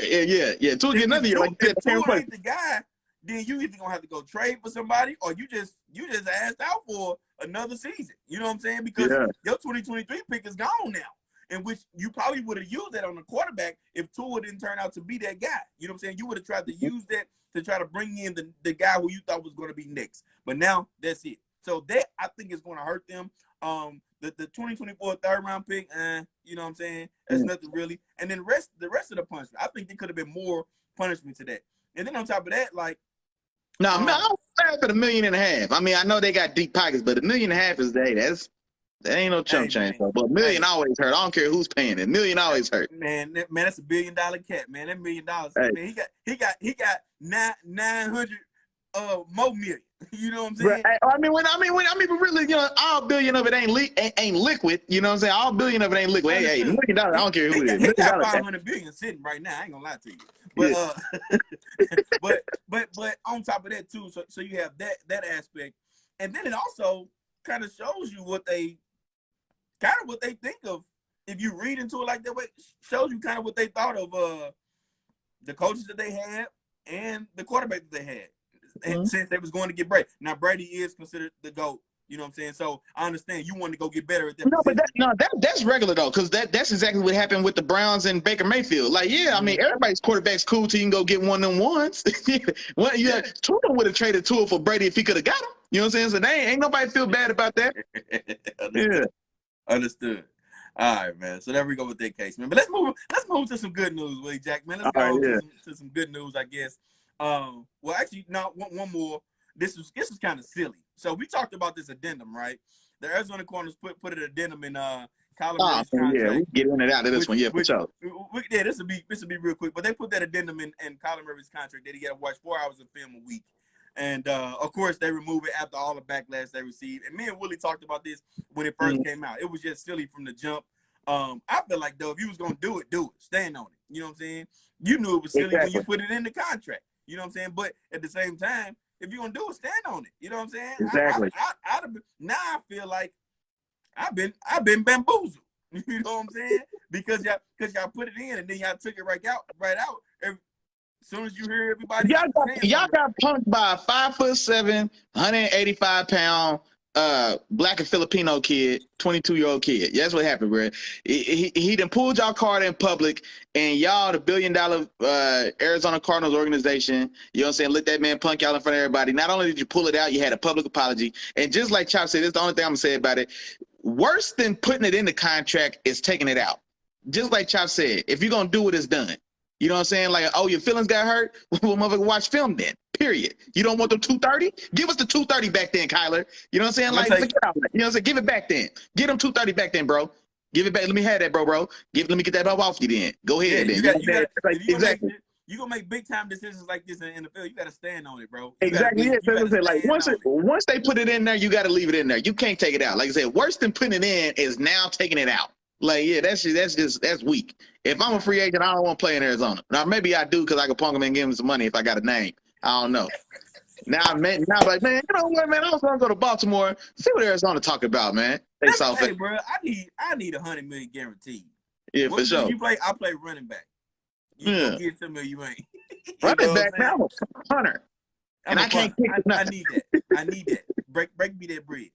Yeah. On to the next one, man. Let's move on to my boy, man. Let's go over to my guy. He played in Friday. No, he ain't playing Friday. But Deebo Samuel, man. Let's talk about some money, man. Deebo Samuel signs a 3-year extension worth up to $71.55 million. You know what I'm saying? That includes a little bit over 58 guaranteed. Hey, sign it. This signing right here for me. It goes to show you the difference between bad organizations and good organizations. You know what I'm saying? We watch it, and you can tell who's who. You know what I'm saying? We watched Tennessee allow their number one receiver out the building to go. You know what I'm saying? Because they couldn't manage him. But then we go watch the 49ers, who also said, I'm about to go. But they worked out. They say, look, man, here, come on back. You overreacted. You emotional. You know what I'm saying? I understand. You know what I'm saying? Come on back. Come in the room. You know what I'm saying? Let me holler at you for a minute. Look, man, let me tell you. Look, bro, I understand we use your running back. You know what I'm saying? But we had to. You know what I'm saying? Sometimes we're going to be in situations where we got to do what we got to do to win. We went to the playoffs, didn't we? You know what I'm saying? You seen what record we had. You seen how much shine you got here, right? Hey, man, just give me a second, man. I'm working on something right now. Calm down. I understand you upset. Calm down. I'm gonna pay you, bro. I'm gonna pay you. Just let me work this out with my checkbook, and I got you. That's how you handle the situation. You know what I'm saying? If you don't own it, you know what I'm saying? You calm your player down, tell them you care, and you come back and you give them that bread. Well, I ain't gonna give them that much credit because basically what they did is they broke bread. If they'd have broke bread in the first place, it would have never been an issue. You know what I'm saying? They tried to lowball him is what it was. You know what I'm saying? And he wasn't going for it. And then he put his foot down and was like, oh, okay, that's how you feel? Okay, well, I don't want to be here. You know what I'm saying? And then they didn't, you know what I'm saying? And then they came back to the table and broke bread. You know what I'm saying? So 3 for 71, would you say 56 guaranteed? 58. It's crazy because he pretty much, he almost signed the same contract that DK signed. But see, that's what I was gonna say. My thing was I figured it was gonna get done because there's no way they can let him go. So I figured it was gonna get done. Now, when I saw the contract for DK and AJ Brown, I'm not gonna lie, I thought his contract was gonna be a little more because I thought that he'd make the argument that I should be paid more than those guys because you know, maybe he. Well, no, I don't know if he's necessarily accomplished more. I think all of them maybe have 1 or 2 Pro Bowls, but now Deebo, Debo was all pro this last season, wasn't he? Or am I missing that? I believe so. I I believe can he look was all it. pro. You know your boy can find it. I got you. Yeah. So I think he was all pro after this last year. If he wasn't, I don't know how he wasn't. But I believe he was all pro, and neither of those guys has an all pro to their name. You know what I'm saying? And so DK signed 3 for 74 because I was surprised that he signed for less than AJ Brown as well. AJ Brown got 3 for 75. And so DK signed for 3 for 74, I believe. And then Debo comes in 3 for 71.5. So the only thing that's surprising to me is I thought he would push to get more than AJ Brown, even if it was something petty like 25.1. You know what I'm saying? Like I thought that would be a sticking point. But it does look like, honestly, there was probably maybe he did give a little hometown discount, you know what I'm saying? Because he really could have held out and made that argument. They're like, no, I need 25-1, my boy. You know what I'm saying? But instead he didn't. Now he does have incentives in that deal. If he does have to play running back, like you said, I think he can get up to another $1.5 million in incentive money. I think it's like 1.4 million, depending on his production. Yeah. Depending on how many yards he gets rushing. How many yards and how many rushing touchdowns. So exactly, yeah. So how many rushing yards, how many rushing touchdowns, he can get another $1.5 million for roughly, you know what I'm saying? So that part is taken into account because he didn't want to be used as a, you know what I'm saying, as a running back. But yeah, but like I said, so I do agree with you saying, like, you know what I'm saying, San Francisco, they wisened up, they came back to the table, they got a deal done, they broke bread. Debo Samuel, I think on his side, I think he really did let a little bit of money go to stay there at the crib, you know what I'm saying? And so like I said, I'm glad they worked it out. Brother Ray said real quick, Ray, OBJ going back. Man, he ain't going to the Rams, man. Don't even get Chop hyped up, bro. He ain't going to the Rams, bro. Hey. Ain't no room for him in the Rams. Ain't no room out there. He ain't going out there. He ain't going out there, bro. He ain't going. Hey, I'm gonna tell you, listen, if he was going out there, he wouldn't have left. To all our people that's in here right now, man, I'm gonna let y'all know Willie don't want him to go back to the Rams so bad. You know what I'm saying? But hey, man, just when they said, I don't see why I would do it. Like they brought in Allen Robinson, they gave Allen Robinson good money. You know what I'm saying? $14 million a year. They re-signed Cooper Kupp. You know what I'm saying? Like Cooper, they re-signed Cooper Kupp. He didn't get top flight money, but he got real good ass money too. You know what I'm saying? Like there's just not enough balls to go around. At some point, there's not enough to go around. Look, Jefferson just went to go see a specialist about an injury he had. So you know they on the phone like, hey, Odell, you know what I'm saying? You want another bowl? you want to go back? You want to go back? Van Jefferson? You want Van Jefferson? Listen, that's what I'm saying. That's what we talking about? This is what I'm saying. But he is a receiver. He is the third receiver on the roster right now. So I'm telling you, you want OBJ's going to sign there to take his 30 catches? Van Jefferson won't crack 50 catches this year. Unless somebody gets hurt. That's beside the point. That's beside the point. You seen 3 1,000-yard receivers in a season before? You don't think it ain't possible again, my brother? You know what I'm saying? Yeah, but OBJ ain't coming there to be Steve Preston. OBJ not coming there to be Steve Preston. Y'all don't know about Larry Fitzgerald, Anquan Bolden, Steve Preston. Steve Preston got busy for about 2 seasons, but yeah, he had 1,000. But OBJ ain't Steve Preston. I'm gonna tell you like this, man. DK Metcalf, brother Red. I'm gonna tell you, DK Metcalf. He also signs a 3-year. We just talking about that. Also signs a 3-year, $72 million extension, man, worth up to $58.2 million guaranteed, and a $30 million signing bonus, man. And I think this deal was worth it too, man. We got a young, up and coming receiver, man. He is the new leader of this offense for sure. He talked a little bit about that on one of the shows I seen him on, but he definitely is a new leader. He's looking to lead this team, and I think they're looking to build around him on this particular offense. So I agree with the signing. I think he's going to be there for some years to come. Of course, he's an athletic freak, fast, big, strong. You know what I'm saying? He has all those attributes. So I like the signing for the Seahawks, man, and I'm anxious to see what the Seahawks are going to look like, you know, in the years coming. Not this year, of course. I think they're gonna go through their struggles this year, but in the years to come, I want to see, you know, what they kind of mold into and what they can start rebuilding over there. So DK Metcalf also gets that deal. Thoughts on that one, Willie Jack? I think it made perfect sense. It's a 3-year deal. He gets another chance to hit free agency before he turns 30. And also, it's enough money that incentivizes him to stay on a team that is going to be going through a rebuild. And so I think that deal made great sense for both sides for just those reasons. Seattle is looking at a rough next 2 seasons, period. You know, this next season, even if they get Jimmy G sometime late before the season starts, it's still going to be a rough year. Year 2 isn't going to be, I wouldn't expect it to be much better. So not till that third year is potentially where maybe they've rebounded and got themselves back into a position to compete. And that's also going to be the last year of this said deal. And so at that point, he gets to come right back to the table, decide again if I'm ready to re-up or if I want to play the free agency game or the franchise game, because they can still franchise him. You know what I'm saying? But at least, like I'm saying, he's still maximizing his dollar. You know what I'm saying? He's maximizing his dollar, and he's not overcommitting himself to an organization that's trending down instead of up. So I thought it made sense on both sides. Gotcha. All right. Well, Willie Jack, man, that's the news, man. I know we had a rough one today, man. We went in on the news today. We just had some big stuff. We have to touch on it. We have to go through it, man.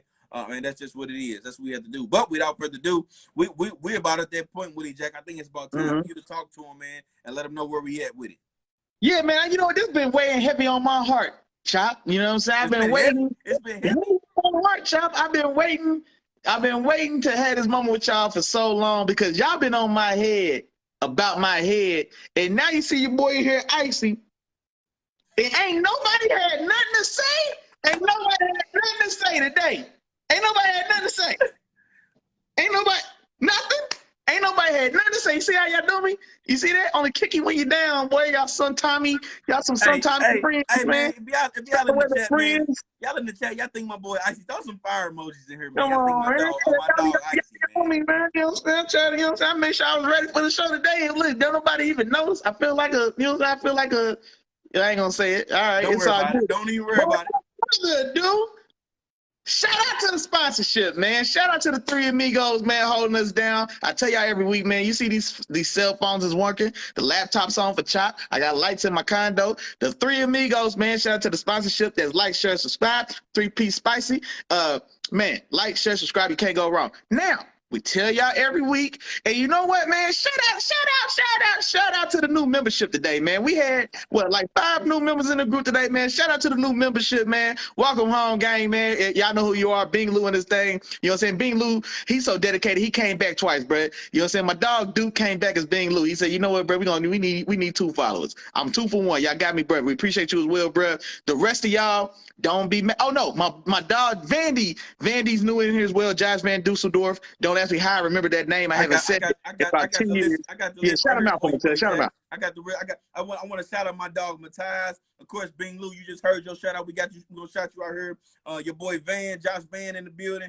Kivas, man, we play flag football together, man. Shout out Kivas, man. One of the goats in the flag league. We got Richard Guy, man. Appreciate you for joining in, man, and tuning in on with us. And then Ben Wells, man. Those are all the new cats that stepped in, that's joined the Let the Film Speak family. You know what I'm saying? Exactly. So welcome home.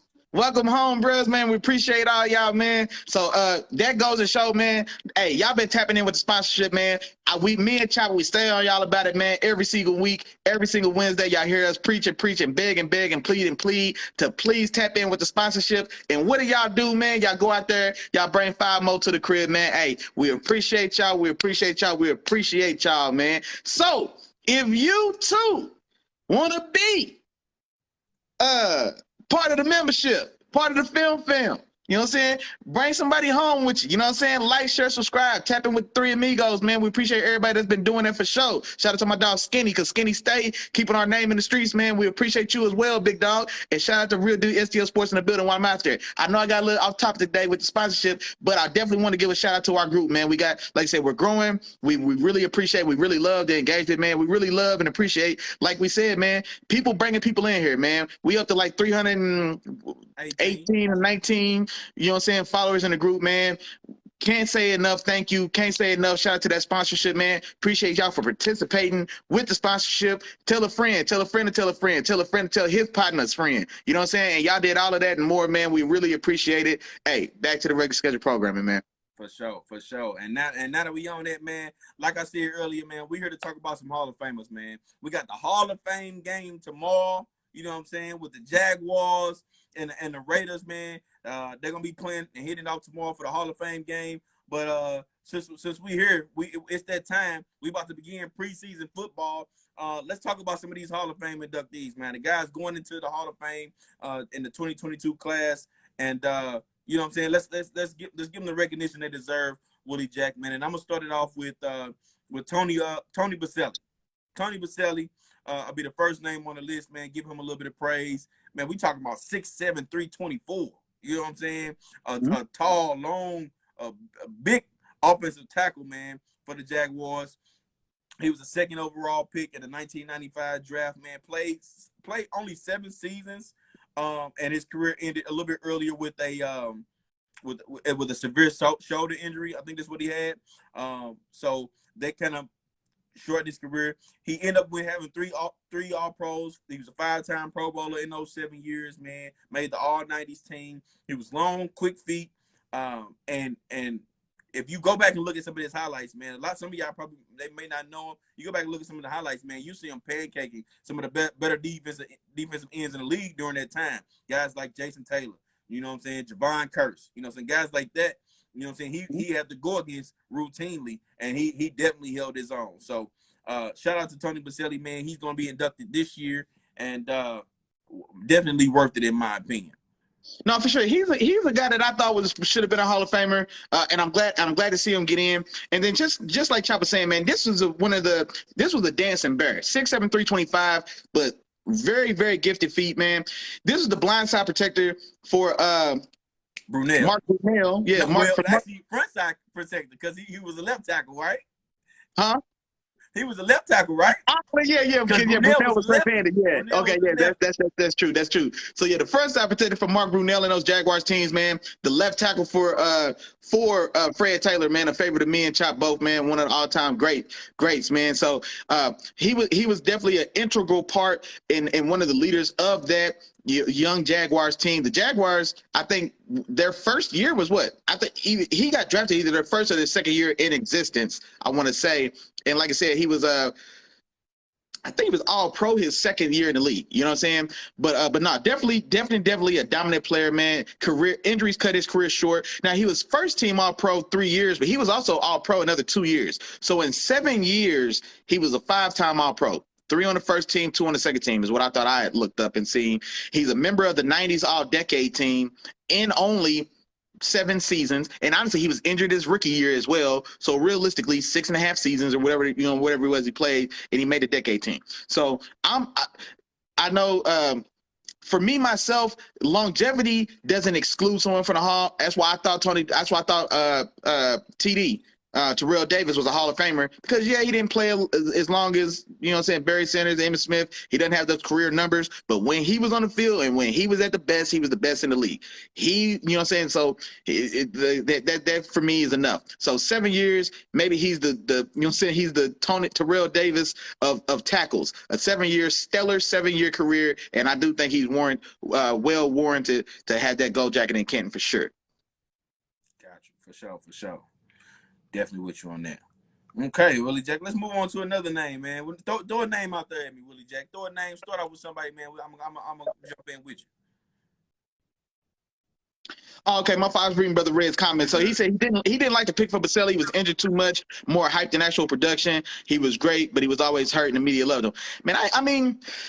Man, that's harsh. That's harsh, bro. That's a little harsh. Now he did battle injury. You know what I'm saying? For sure. You can't deny that. We got evidence of that because his career was cut so short.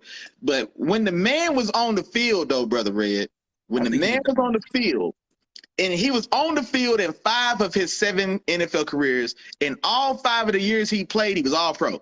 Come on, dog. He made the 90s decade team, played half the decade. Come on, man. You got to put some respect on that man's name, dog. Hey, you got to put some respect on that man's name. The man had 5 good years. He was all pro all 5. Come on, man. Hey, Brother Red said he was better than Eric Williams for the Cowboys, though. Yeah. Oh, yeah. No, Eric Williams wasn't the athlete Tony Boselli was at all. You know what I'm saying? And he didn't have the size, because don't forget, Tony Boselli being 6'7", you know what I'm saying, and with the feet he had. So that's a big cat, man. Yeah, he was a different animal. Like Eric Williams and what's your boy, man? Nate Newton and Larry Allen was an athlete, but the rest of that line, that Cowboys, that famous wall, those were maulers. You know what I'm saying? Those wasn't dancing bears. Boselli was a dancing bear.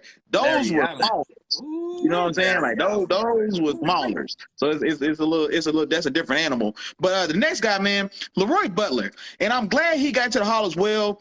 A while ago, man, we did like an all-time positional rankings thing, and I think either Leroy Butler may have made my top 10 all time, or he was in my honorable mention because I feel like he's a guy that's just he gets criminally overlooked. You know what I'm saying? Because well, quick side note, growing up, you know what I'm saying, I got my older brother, he was a huge Packers fan. You know what I'm saying? This is like prime Packers. You know what I'm saying? This is Brett Favre. This is Antonio Freeman. This is Ahman Green, Bubba Franks, Leroy Butler.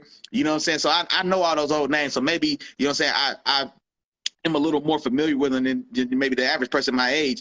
But dude was a stud. And so I'm glad he gets his recognition. I got some stats for y'all real quick. I normally don't do this. Y'all know that. But I felt it was appropriate, man, so we can talk about these guys. These guys are getting immortalized, so it's only right, man, we give them they just do. 38 interceptions and 20 sacks. You know what I'm saying? So he was almost in the 40-20. It was almost a 40-20. The people talk about the 30-30 club, 30 picks and 30 sacks. I think only Brian Dawkins maybe has accomplished that. But I wanted to mention him as well because 38 picks and 20 sacks. 20 sacks as a safety is phenomenal. You know what I'm saying? I mean, it really is because you just don't play. To get a sack means you were behind the line of scrimmage. Safeties Ed Reed went to the Hall of Fame being 30 yards past the line of scrimmage.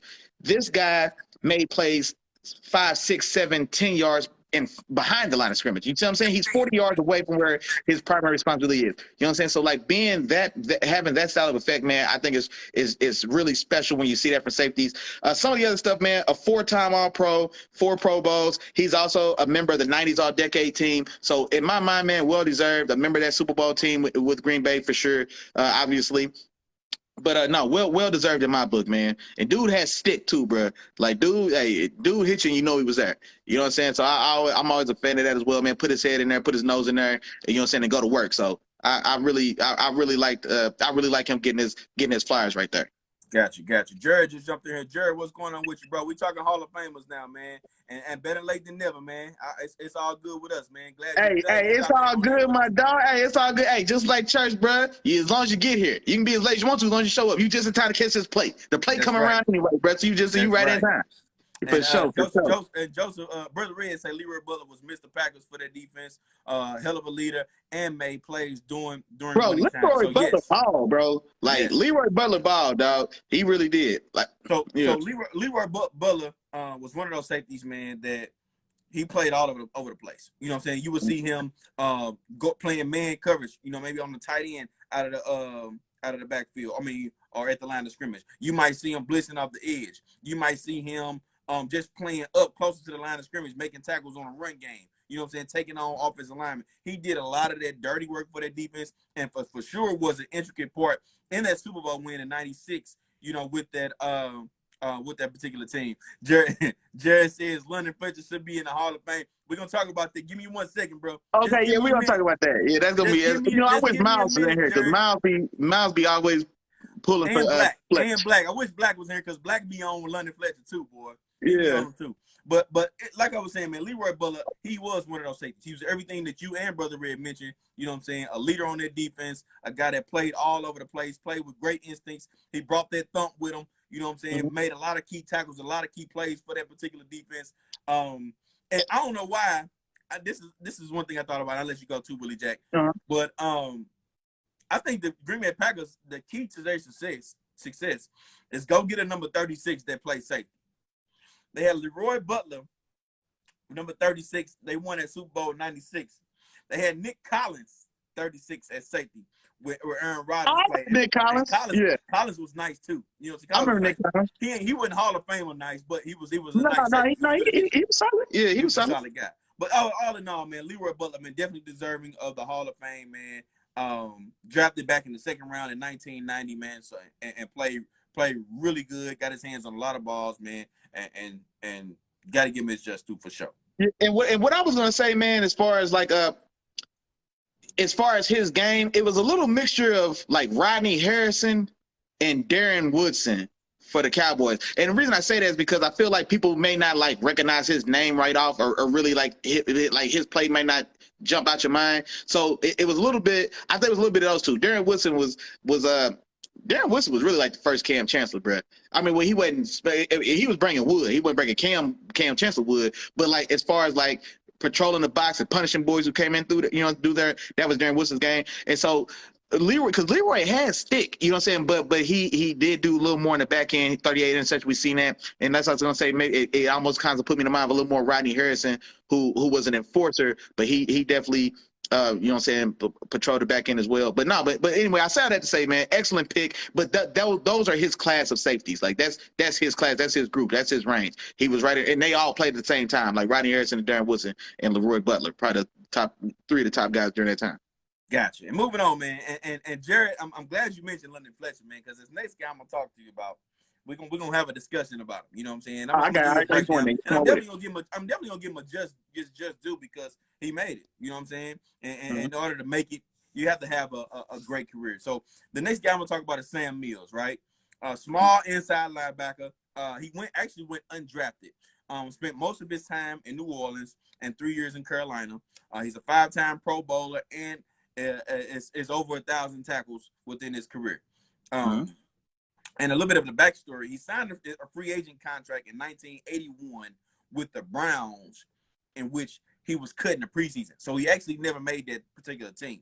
Okay, he got his first true shot in 1983 in the USFL under Jim Mora. Okay, so he played under Jim Mora, and 3 years there. Yep. When the USFL folded in 1985, so that's 2 years after they folded in 1985, Mora ended up landing with New Orleans. And of course, he brought Mills over with him. He brought him on in there, and that's when he got his shot. And that's when he started to shine and do his thing. Hard-nosed middle linebacker and a tackling machine. You know what I'm saying? And the reason why I say that is because, to you, Jared, too, is because he reminded me, you know what I'm saying, a little bit of London Fletcher. You know what I'm saying? London Fletcher is a tackling machine. London Fletcher go get them tackles now. You know what I'm saying? So he go do his thing.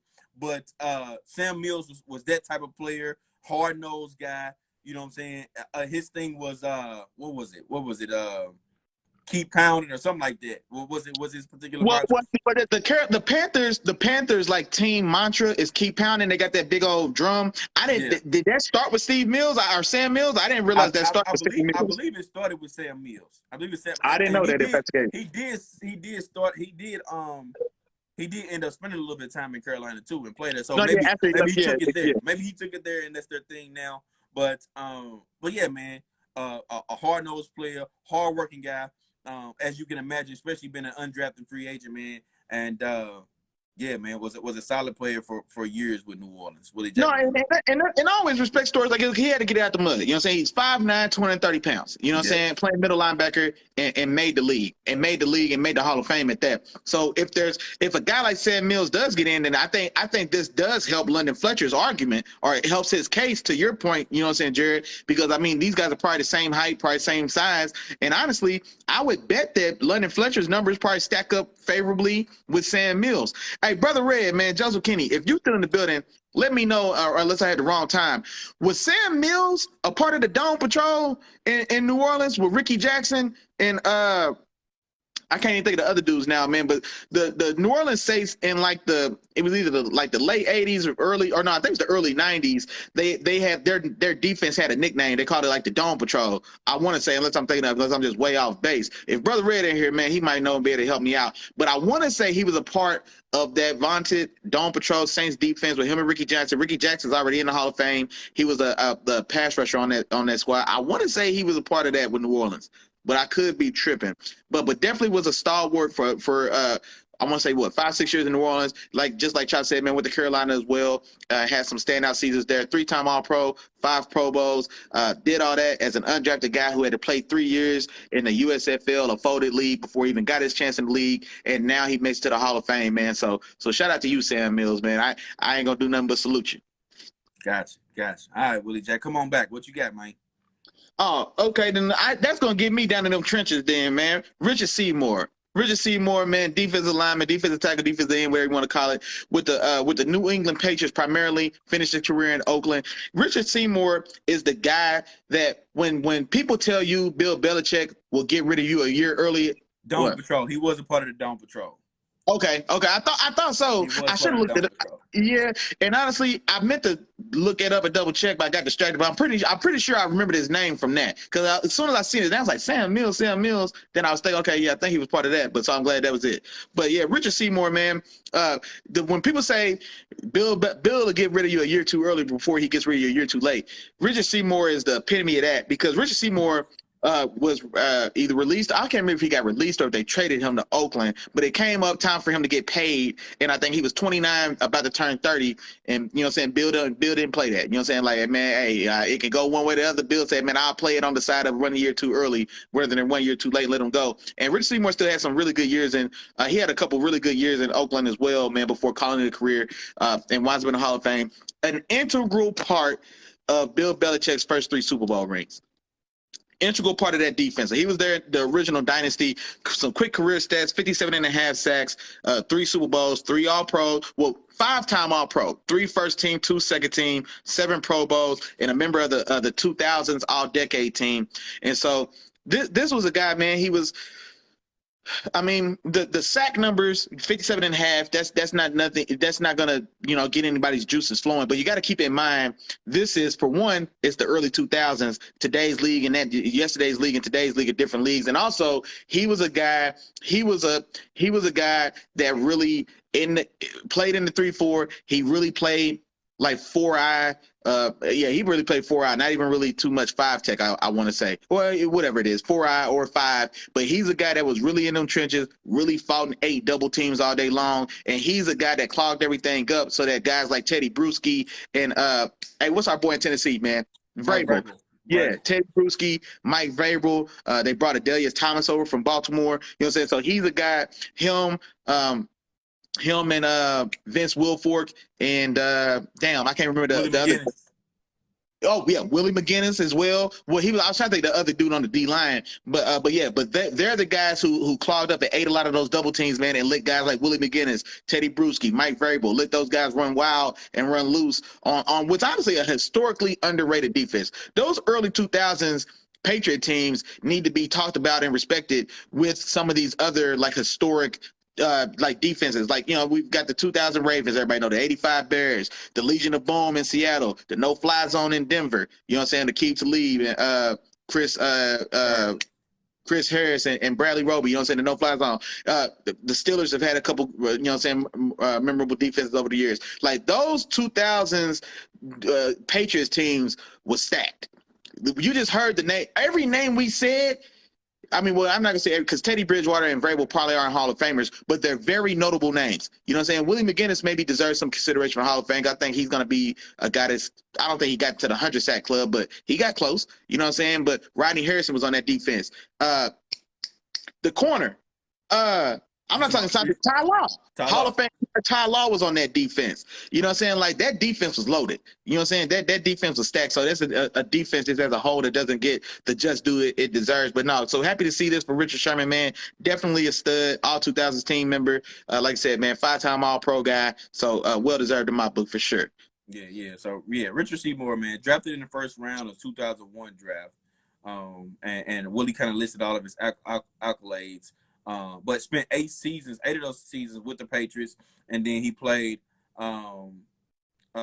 where he essentially played more so that 3-4 defensive end spot with Vince Wilfork kind of clogging in the middle, and then also spent 4 seasons with the Raiders, in which I believe he got maybe another All-Pro and a couple Pro Bowls over there. With the Raiders as well. Yeah, good ball left. Yeah. But he definitely he made it all 2000s team.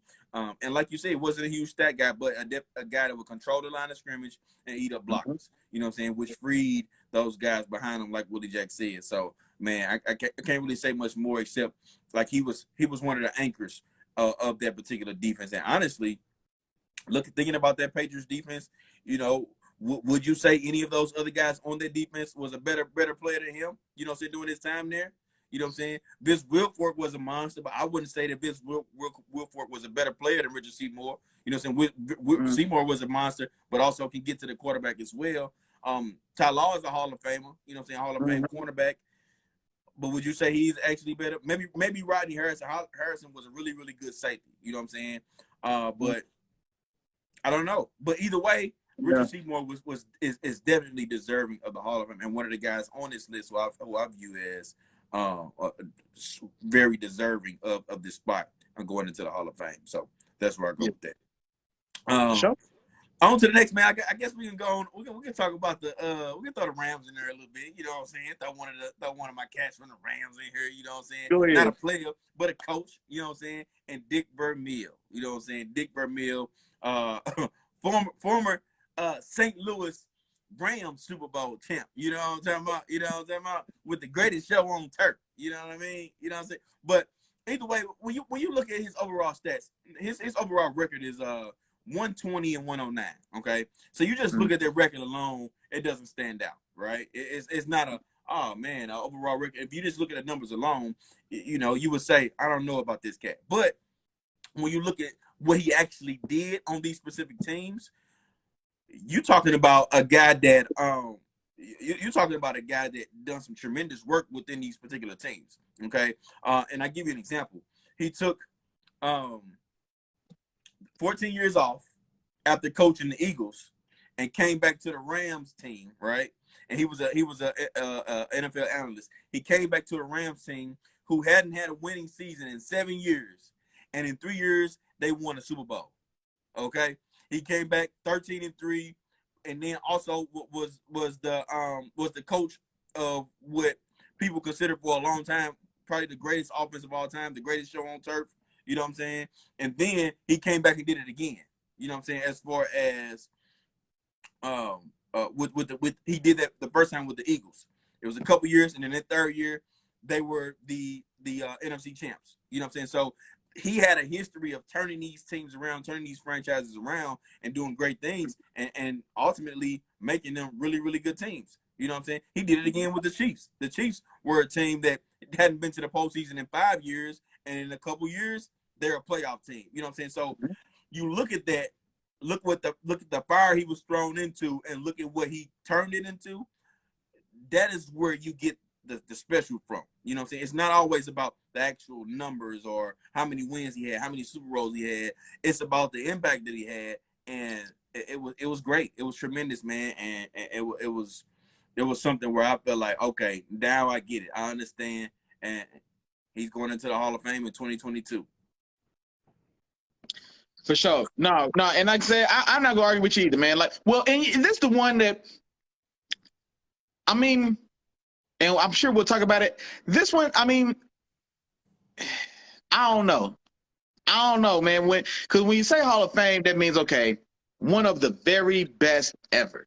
And I think he, like when we've talked about before, Hall of Very Good, because I just don't know if he's supposed to be.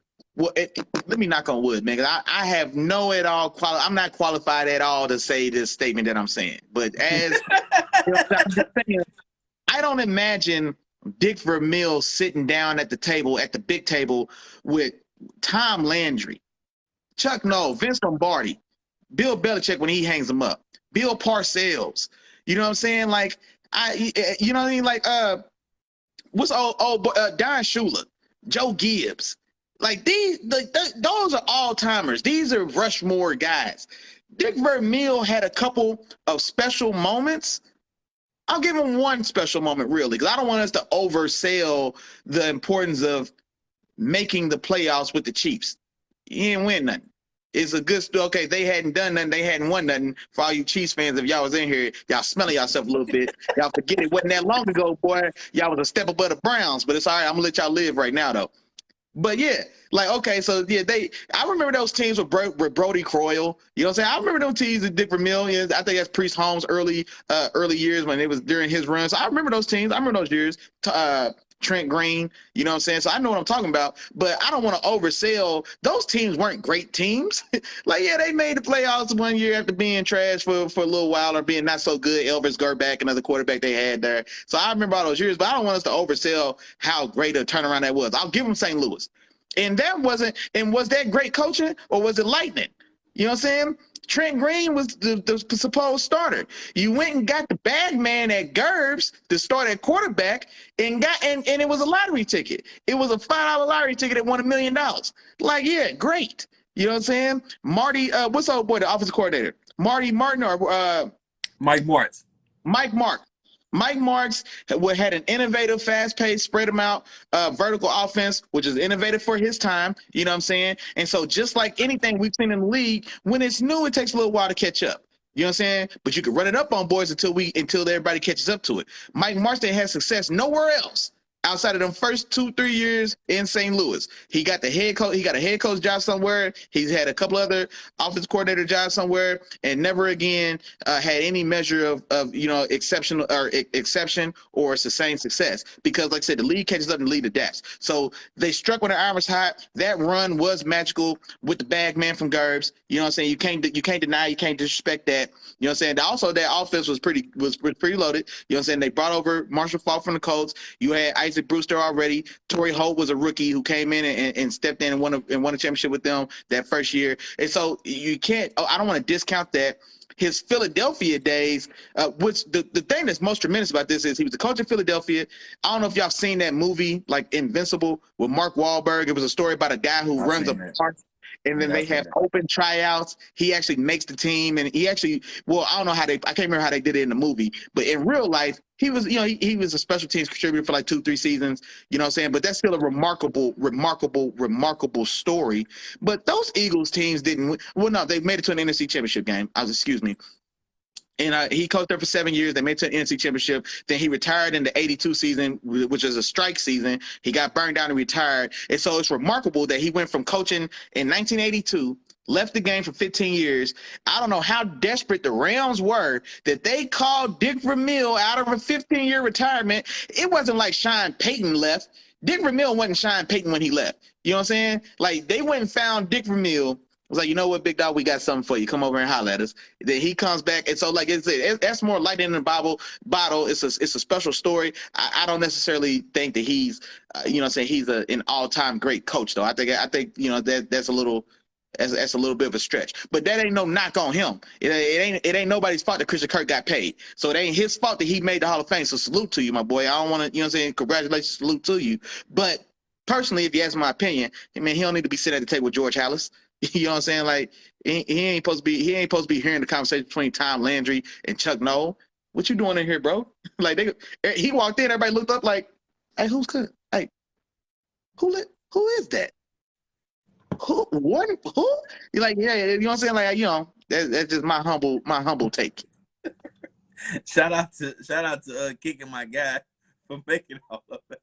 Yeah, I know. Yeah, I know. My boy, get him no props. It's all good, man. Dick. Hey, Jerry, he said with them facts though, the real talk, bro. Like, hey, man, like Dick Vermeil, real all-time coach, man. Come on, man. Hey, it's all good, man. He came and did what he had to do. You know what I'm saying? They called him. He said, say no more. I got you. I got a partner right now. Oh yeah, he's supposed to turn it down. He say, I already know. I got a partner right now at the grocery store that come throw a couple tubs for you. He hollered. He said, hey, bro. I just left Schnooks. Hold on. Let me run back to Schnooks. A couple of these cats can't get it done. I already know. Matter of fact, if I come back, just go get Marshall for me. That's all I need. Go get Marshall. Drop this guy Torrey. I got everything else we need. Isaac King, Tony Horn, Ricky Pro. We got all the other pieces. We'll make it happen. He came through, got that Super Bowl, and he was out. Just like this. Like, look, man, I done my job. I done what y'all asked me to do. I'm a holler at y'all. He did. He definitely, and then matter of fact, just like Jared was saying, man, shout out to London Fletcher, man. London Fletcher, remember that defense, that Super Bowl winning defense. And that Rams defense was underrated as well. That Rams defense is pretty stout as well. Dexter McCleon, you know what I'm saying? Yeah. Loud. Adam Archuleta. I can name him for you. Adam Archuleta, give him boy his love. No, he went on that Super Bowl team. We had a black secondary. We had it was Dexter McCleon, Ty Light. It was Keith Lau.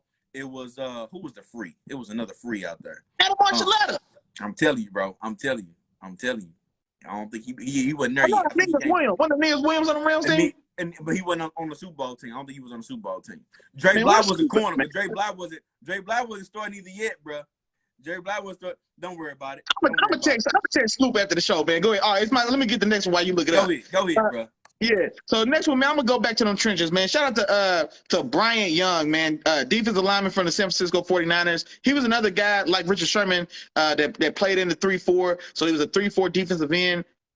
Unless I'm tripping, hold on. I believe he was a 3-4 defensive end. Who you say?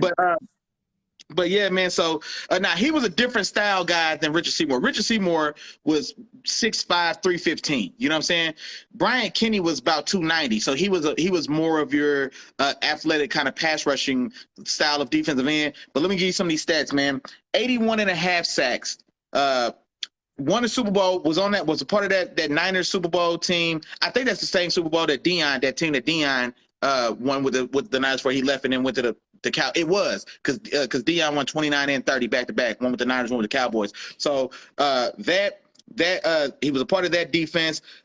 2 All-Pros, 4 Pro Bowls. Also another member of the 90s All-Decade team. And so for me personally, I don't know. That's why this was the thing that I didn't understand about what's old boy from the Cowboys, the receiver that they always bring to the draft. That's always like funny. Brother Red ain't in here no more, man. I need some of that knowledge, bro. A receiver for the Cowboys. Receiver for the Cowboys from the 70s. You know what I'm saying? Not Billy Jenkins. No, I'm saying Billy Jenkins. That was our other safety. I was telling y'all. Billy Jenkins and Keith Loud. That was our 2 safeties. Oh, okay. Oh, well, it should have been Adam Archuleta. As it should have been. Then I don't know what Billy Jenkins was doing. No, not Michael Irvin. I'm talking about he was the original 88. Matter of fact, this is the guy that they passed down the number 88 because of him. And then the guy from the Cowboys. That wasn't white shoes. I'm tripping. Don't keep going. I'm gonna get it. Don't worry. I'm gonna get it. Anyway, but my point is because guys like Brian Young, he's a member of the All 90s Decade team, and then because this guy was a member of the 70s All Decade team. Drew Pearson. Damn, I couldn't think of his name. Drew Pearson. So what I was gonna say about Brian Young, Richard Seymour, even a guy like Tony Baselli, I don't understand how a guy could be a member of your all-decades team and not be in a Hall of Fame. Drew Pearson is one of those guys. A 70s all-decade team member, not in the Hall of Fame, or wasn't in the Hall of Fame. They took forever to get him in there. I still can't remember if they even got him in. I believe they finally got him in.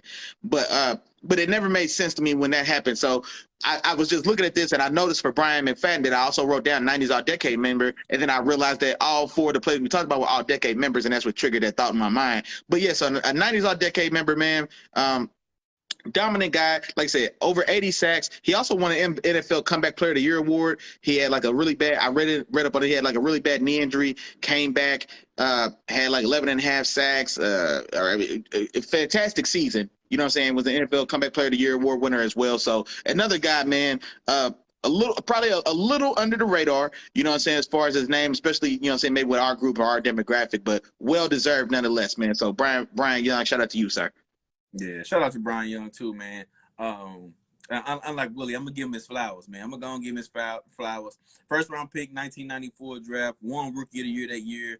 Ended up playing 14 seasons with the 49ers, man, and was the anchor for that 49ers front. You know what I'm saying? As far as playing a run, you know what I'm saying, getting in that backfield and just making plays, you know, up front. He had a motor, you know what I'm saying, out of this world. He always was going full speed.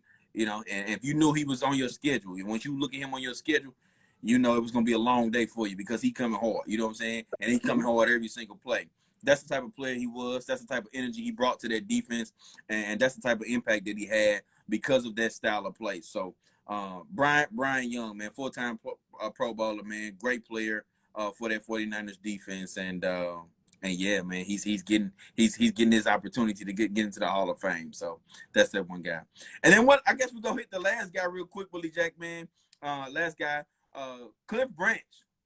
Cliff Branch, wide receiver for the Raiders, you know what I'm saying, for the Oakland Raiders.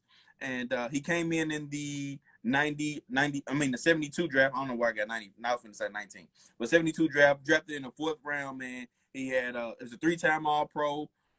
First team All-Pro. Let me clear that up because I know Willie likes he likes the second teams and all that stuff too. But hey, them All-Pros. Them All-Pros are I'm not knocking them. I'm just saying what I count. I just counted the 3-time first team All-Pro. I got you. 4-time Pro Bowler, 3-time Super Bowl champ. You know what I'm saying? And he was a guy that was very intricate to his offense. And if you go back and you look at his numbers, of course, he played in a different time. You know, the numbers look different. You know what I'm saying? Everything was different. And he played at a point where it was only 14 games in a season. You know what I'm saying? And then it changed around the middle of his career. But led the league in touchdowns a couple times, led the league in yards one time, and was a very solid player for this Raiders team, man. It was a very integral part to that team that won those Super Bowls. So gotta give it to Cliff Branch, man, doing his thing back in the day that he did, and hey, it's his turn too. He's going in. Yeah, and no, shout out to Cliff Branch because he's one of those guys. He's no longer with us. He's passed away, I think, a number of years now. So his family's going to set the honor on his behalf. But I never understand how, like, and this is the thing. Like when you first look at his stats, it's not going to jump out to you. 500 catches, 8,600 yards, 67 touchdowns. But like just like Chop said, you have to take it into account the time he played, and like I said, those are 14-game seasons.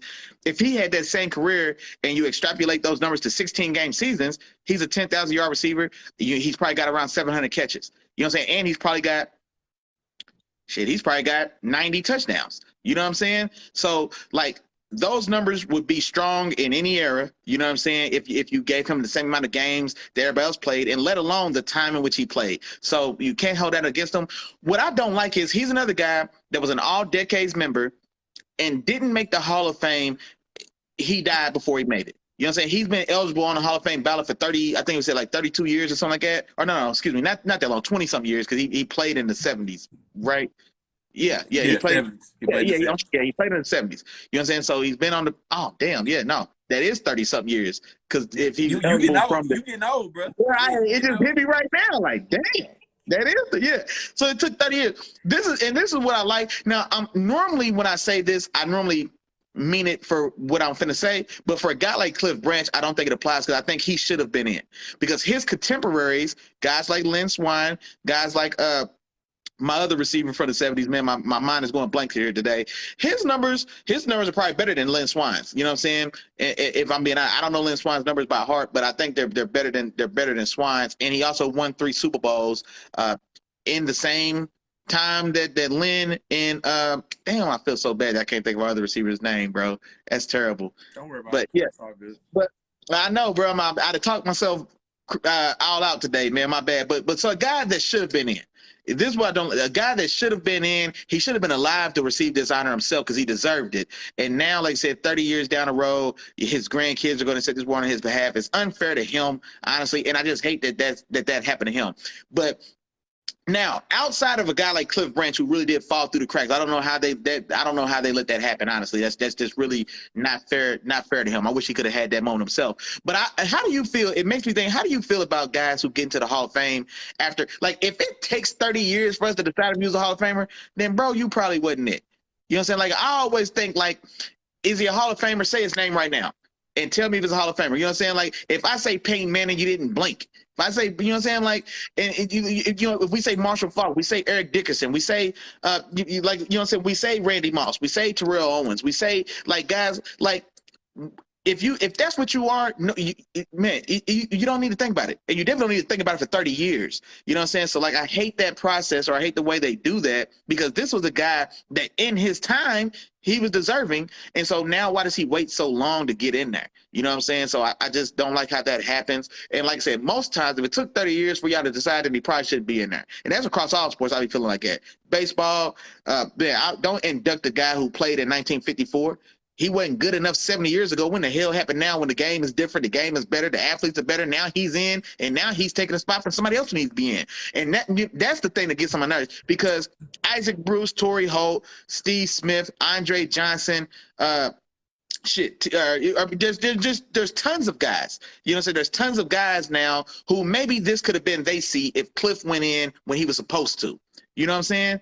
And now you know what I'm saying? And now there's it's another year added to another guy who probably deserved to have his time right now. And instead they playing catch up, getting Cliff Branch's flowers 30 years too late. You know what I'm saying? So, but that doesn't take away from Cliff did. Cliff, like I said, Cliff ball. Like I said, almost 8,700 yards, 67 touchdowns, 500 catches in 14 game seasons, where they ran the ball 40 times a game, and where you got killed. You know what I'm saying? Boys, you know what I'm saying? Where you got, man, smoked on live TV. You know what I'm saying? In that era, those numbers, man, tremendous. So shout out to you, Cliff Branch. Yeah, and I you asked me the question, and I agree with your take on that, Willie Jack. You're right. You know what I'm saying? It should be a situation where it's like, is he Hall of Famer or not? You know what I'm saying? You should be able to know. Now, I also think there are going to be some guys where it is a little bit of here. Everybody's not a Peyton Manning. Everybody's not a Tom Brady. Everybody's not those guys where we know, all right, bro, that means he's hands down. But you do have those guys like Torrey Holtz, Andre Johnson's, those type of guys where it's like, are they? But at the same time, they dominate. But if they don't make it within, they should put a time limit on it. If they don't make it within a certain time, then hey, you just don't make it. You know what I'm saying? Hey, for sure. And you know, and that gets back to where that's what Deion Sanders be saying, like, bro, we need another room. He was like, hey, look, man, they got too many guys out here. We need another room. And that's what the Hall of Fame should be, that critical. Like, guys that's right there on the line, man, you probably shouldn't be in. And it doesn't mean you weren't a great player, but it just shows how special you really have to be in a hall. Like, that's why I don't like the NBA. I don't like the Basketball Hall of Fame. Well, now, in fairness, it's a Basketball Hall of Fame and not an NBA Hall of Fame. So there's guys that make the Basketball Hall of Fame that weren't standout NBA players, but like your college career gets added to the way they do the Basketball NBA Hall of Fame is kind of weird. But that's why, like, you'll hear people say, like, man, they let everybody in there. Like, I don't like that for my Hall of Fame. Like, guys who are on the line, like, damn, man, he was cold, but, you know what I mean? Like, I don't want to get it. Like, if they just don't get it. Don't wait 30 years on that guy, and now he gets it. Like, no, bro. You either that special or you not. You know what I'm saying? You either that special or you not. And then on top of that, it's like, all right, bro, it's all good. You still that doesn't mean no knock on your career. You still had a great career. You could be like your team in the ring of honor. You know what I'm saying? Your team put you in the ring of honor. Maybe you were in the Hall of Fame just for the Raiders players or something like that. The ring of honor, yeah, for sure. Maybe you're in that room. Maybe your number gets retired just for the Raiders. But as far as this room right here, where Deion and Barry and Walter and Jim Brown and Tom Brady and those guys, oh yeah, I don't know about that, brother. I don't know about that one. Yeah, you ain't supposed to be sitting in that room, man. Yeah, real quick, man. My dog Jared had a comment. He said he when we talk about it as far as the Hall of Fame, they say he thinks it's BS and it gets hella political at times. Man, facts. Guys like T.O. that was that should have never happened. But he said it's never too late to correct a mistake. No, that's a good point, Jared. Exactly right, because that's exactly what happened with Cliff Branch. Cliff Branch should have been a Hall of Famer. Cliff Branch should have been a Hall of Famer 30 years ago. You know what I'm saying? So just like Jared said, like, it is never too late to correct a mistake. But yeah, like you said, come on, man. Like, what good is the accolade if you can't see it? That's what I'm saying, bro. Like Cliff Branch's he might have great grand, because I'm trying to think how old, like, he would be, like, how many generations he would have had. Would it be his grandkids or great grandkids? But it's gonna be somebody, whoever accepts that award, never seen him play. You dig what I'm saying? They had to YouTube their own great granddaddy to accept that award. And what can they, you know what I'm saying? Like, no, they robbed that man of something he deserved. And that should be pissing me off, bro. That's why I can't believe they did T.O. like that. Like, love him, hate him, or otherwise, he's one of the best to ever do it. One of the best to ever do it. And hands down should have been. But look, and this is the thing that pissed me off. How in the hell can we say that Calvin Johnson is a first-team Hall of Fame receiver and Terrell Owens wasn't? I don't give a damn because we like Calvin Johnson because he was, you know what I'm saying, he didn't, whatever you say. You're not going to tell me that he's a no-brainer and we had to think about it for 5 years with T.O.? And it goes back into it again. The public perception. That's what they care about, man. Public perception. Bro. Exactly. That's what it goes back to. But before we head out of here, Willie Jack, I want to touch on some couple names, man, because I want to talk about some guys that didn't make it, who you felt like was snubbed, who should have made it, who was on this finalist list. You had to tell me the finalists. I didn't write them down. Well, I'm gonna tell you, like, I didn't name all the finalists because I ain't. Okay, well, give me some good ones. Okay, I got you. I'm gonna throw out some guys who I felt like were definitely deserving to get this Hall of Fame, to get those Hall of Fame spots. And you know what? I ain't gonna even go as far as telling you who should have came off. You know what I'm saying? We'll just leave that for y'all to debate. But I feel like it could have been a few guys when I'm looking at this. DeMarcus Ware is one. I think he was one of the biggest. He's Hall of Famer. He's gonna get there. He's Hall of Famer. Yeah. He's gonna get there. But when I look at some of the guys that got in here, you know what I'm saying? No, you know what? I am gonna do it because I think it needs to be. You look at Brian Young in comparison to DeMarcus Ware. No. Well, no, that ain't fair though, because that ain't fair because Brian Young played in a 3-4 D line in the time and era was different. So like I think Brian Young's deserving. I don't think he's not deserving. Like, I don't think that's fair. If anything, I would because I don't want to hate on Richard Seymour. No, I think Young and Seymour. Well, okay, maybe I think Seymour deserves more than Brian Young, in my opinion. But see, I don't know why you can say that, bro. Why not more than Richard Seymour then? because I think the level of dominance that Richard Seymour played with, I think was greater than Brian Young's. Brian Young he was definitely a really, really good player. That's not what I'm not saying he wasn't a good player. But when we talk about Hall of very good and a Hall of Fame player, Richard Seymour was a dog, man. I don't know if you understand. I don't want to go that far. For one, hold on. For one, because they played the same position, but in different roles, and one guy had 30 more sacks than the other guy. So I'm not going to hear about Richard Seymour being more dominant than Brian Young. Brian Young had 30 more sacks in the same position. They both are 3-4 defensive ends. You know what I'm saying? So like now the way they were used is different, or you know, that stuff could be different. But no, Richard Seymour wasn't more dominant than Brian Young, bro. I ain't gonna lie to you. In my opinion, he was, man. In my opinion, he was. The way he controlled that line of scrimmage, man, I'm telling you. Richard Seymour lined up next to Vince Wilfork. We don't know who Brian Young lined up next to. Nobody knows. We know who stood on the other side of Richard Seymour. Richard Seymour played between Vince Wilfork and Willie Mcginnis. Bro, those are Pro Bowlers and all pro guys on either side of him. Brian Young, well, Charles Haley was on that team as well. You know what I'm saying? So it's all the time. But I don't know if Charles, but there wasn't Brian Young needs his flowers, bro. Hell no. We seen him a couple times a year. Erica, what's going on, Erica? Well, look, we seen him a couple times a year, man. And to me, I'm just saying, in my opinion, I think he's a Hall of very good. And I look at a guy like DeMarcus Ware. Now, I know they play different positions, but at the same time, you look at just the dominance of DeMarcus Ware position and the way he played it through all the years that he played it. See, that's the thing, though. Like, Well, here's another thing about the. I don't want us to do it like that, man. I don't want us to compare it to the guys who made it, because that's just. I think that's just not fair, man. Like if that was another, because that's just not. It's just not a fair fight. Because I mean, it's just not a fair fight for Brian Young. I think it is, because another guy I'm gonna name another guy. Patrick Willis. Patrick Willis is a Hall of Famer. No, Patrick Willis is a Hall of Famer. He going. Right. Yeah, he's a Hall of Famer. Right. But then we look at it. Patrick Willis was a Hall of Famer, and we go look at it against another middle linebacker. You know? No. If Patrick Willis ain't in, the Sam Mills don't need to be in. Well, now see, that's my point. I don't like that, bro. I don't like that. No, I'm not gonna answer it like that. I'll let you answer like. I'm not gonna answer like that, because I don't want to take it away from these guys. They aren't. I don't want to take that away from them, bro. I ain't gonna answer it like that. But what I'm gonna tell you is, DeMarcus Ware is a Hall of Famer in my book.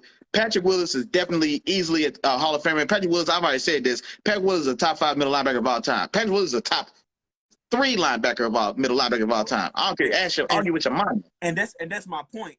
My point is, it's not necessarily directly comparing it to him. Yeah, because they were all finalists. But what I'm essentially saying is what your point was earlier. When you talk about the Hall of Very Good and then the Hall of Fame, we know Patrick Willis. I'm gonna tell you though. By looking at him, Patrick Willis is hands down a Hall of Famer. First ballot. You know what I'm saying? He should have been in my mind, but because he's gonna get that Tony Baselli and Terrell Davis treatment. So they waited a little bit, but they all played less than 10 years. So I think he's gonna get in. Same with Luke Kuechly. You know what I'm saying? I think they all get in, even though they had kind of shorter careers. But this is my point with that though. Yeah, he played less than 10 years, but he got more All Pro years and more Pro Bowl years than the guys that played 15 years. You get what I'm saying? Like I played half the seasons you played, but I was more dominant in more seasons than you were. You know what I'm saying? You know. That's my argument. You know, I'm with that. That's why Frank Gore ain't no Hall of Famer and Terrell Davis is, when we used to talk about it. You know what I'm saying? Like, I played half the time, and I was more dominant in half the time that you was. You know what I'm saying? So I agree with that. But yeah, I don't want to take it away from the guys that got it. You know, like if I'm making a list, Patrick Willis is in and Sam Mills is out. But I don't want to take that from Sam Mills. But I'm gonna throw out a couple more names for you, Willie Jack, and you let me know. Yeah, come on with it. Devin Hester. Not first ballot. Well, no. See, I can see the argument for both ways, because as far as punt returners, he's first ballot. But how strongly do we grade? How strongly do we weight just being a punt returner?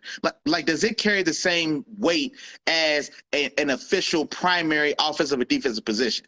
And so that, because I think the special teams are a tier below standard starters on offense and defense, I can see why he's not first ballot. And if T.O. ain't first ballot, Devin Hester ain't first ballot, period. I don't care. You know what I'm saying? But I do think that Devin Hester is a Hall of Famer. Now, Devin Hester is the guy, I'm not going to be surprised if he has to wait. You know what I'm saying? Maybe it takes, maybe it takes 5 years, maybe it takes 10 years, but maybe he does wait. But I do think he's a Hall of Famer because of like he did affect the game in a special way, like I say, in his own way. Okay, yeah, and I agree with you on that Willie assessment. I understand all the arguments in terms of that. But the way I looked at Devin Hester was just special. You know what I'm saying? It's certain guys that's just special in the league, and I think he was special, and that in his sense. And I think special, when you can say somebody is special, I think special gets you into the Hall of Fame. So yeah, I agree. He might have to wait a couple years, but I think he's special. No, I think he's Hall of Famer.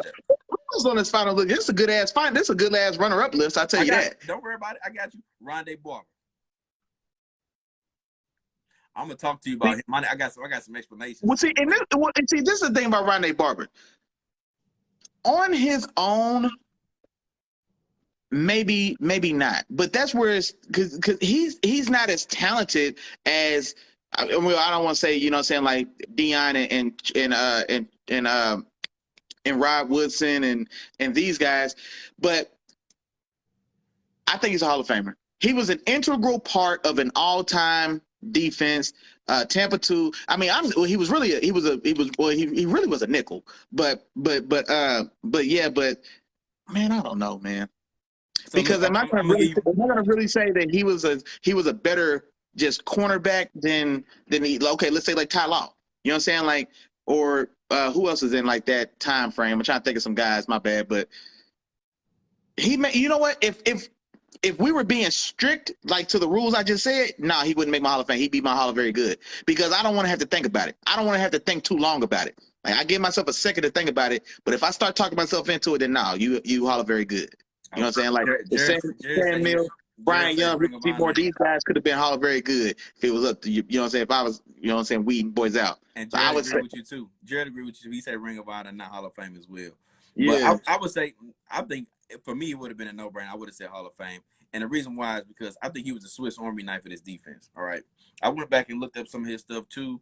And of course he had some all-pro, three-time all-pro to 5-time pro or whatever. He played 15 years with the Bucs, and I think he was special in the sense that he was a Swiss Army knife and just a really good football player, right? But think about what you said. He was just a really good football player. As I say, he was just a really nice guy. No. Like you know what I'm saying? Like that's not special.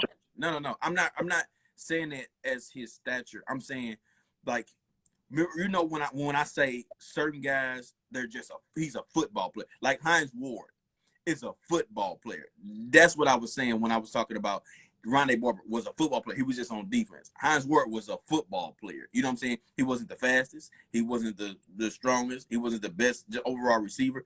But he was special in his own sense because of everything, all the intangibles that he brought to the game. That's what made Hines Ward special, in my opinion. And I think Rondé Barber was that on defense. And let me explain it to you, right? So this dude got 47 career interceptions. Mm-hmm. He got over 1,200 tackles. Mm-hmm. Okay. He's got 28 career sacks. Mm-hmm. 15 forced fumbles. Mm-hmm. You know what I'm saying? And 12 defensive touchdowns. You know what I'm saying? And then if you go back and watch the film and watch him play, you'll see him playing outside corner. Of course, they played a lot of cover 2. It's that Tampa 2, famous Tampa 2. Yeah. But he played it at a very, very high level. So outside corner, he played a lot of that cover 2, got a lot of picks there. He would come in at nickel, and you would see him. He would be taking on. It's one play where he got a safety. He was a run support corner. He was a run support corner. He was taking on tackles. He took on the tackles, shit at the block, and came up and got the safety. I was like, to me, that's really impressive as a guy of his stature in the position that he played. And I guess what I want to say is I agree with everything you're saying, but it's the same thing. If we're saying he's Hall of Fame, Rondé Barber's play warrants him a seat at the table with Deion Sanders, with Rod Woodson, with Charles Woodson, with Darrelle Revis, just countless other guys, and I don't see it. I don't. Because like the things he did, it's almost Deebo Samuel's. So much, the system gave him so much. Now he had to make plays, but the system he was in, and don't forget the time in which that system was effective, because just like everything else, it was also the new kid on the block as well. You know what I'm saying? The Tampa 2 ain't hitting like that no more because the league has evolved and we've figured it out. So, but when everybody has there's always a time frame to where it's the new thing, new unknown thing. The 85 Bears lasted 2 years, 2-3 years till everybody figured it out. Nobody runs a 4-6 now. You know what I'm saying? Not many people nobody runs a consistent Tampa 2 no more either. You know what I'm saying? But I'm saying it was a very, very, very niche time, our niche style of dominance. And then also, he wasn't the centerpiece of that. Like, that was Warren Sapp's defense. That was Derek Brooks' defense. When people list that defense, the big three on that defense is Warren Sapp, Derek Brooks, and John Lynch up the middle. Then you mention Rondé Barber as the fourth guy listed on that defense. You know, I mean, just realistically, you know what I'm saying? Like, that's like you know what I'm saying? He was Draymond Green. He was, like I said, he ain't gonna drop 30 points. Well, no, I shouldn't say that. I won't be disrespectful, and I'm not meaning to say, because I'm not trying to knock Draymond, because I think Draymond is important. He's a glue player. Well, okay, I don't want to get distracted, but I'm saying, like, if we're building a team, you may list 30 guys before you draft Rondé Barber to your all-time cornerback team. He won't even make if you list out 10 corners to pick from to make an all-time team, Rondé Barber won't make your list of 10. You know what I'm saying? Like, he did, though. You had Rondé Barber in your all-time top 10 at corner? Let me pull it up. I'll pull it up and tell you exactly where I at. Give me another name while you look that up. But yeah, yeah. And now the way like I said, the way the Hall of Fame is, like how the Hall of Fame works. Sam Mills got in. Okay, Rondé can get in. Rondé can get in. You know what I'm saying? So I'm not saying that. I guess if we're talking about like the standard that I said before, where if we're gonna tighten it up, like Dion said, we need to tighten that thing back up. It's too many. You know what I'm saying? It's too many regular people in VIP right now. You know what I'm saying? Like, he's another guy that I think is Hall of very good, but not necessarily all time, bro. Not necessarily all time. In my opinion, probably in your top 10, bro. My opinion is, huh? But, you had him in your top 10, bro. I'm finna pull it up right now. I'm looking for it. Oh, but okay. Another name, and I thought one or two more Willie Jack, because we getting a little later. Oh yeah, we getting long. So, yeah. So I thought one more. I go Torrey Holt. Make it good. Give me some good ones. Come on. Torrey Holt. I go Torrey Holt.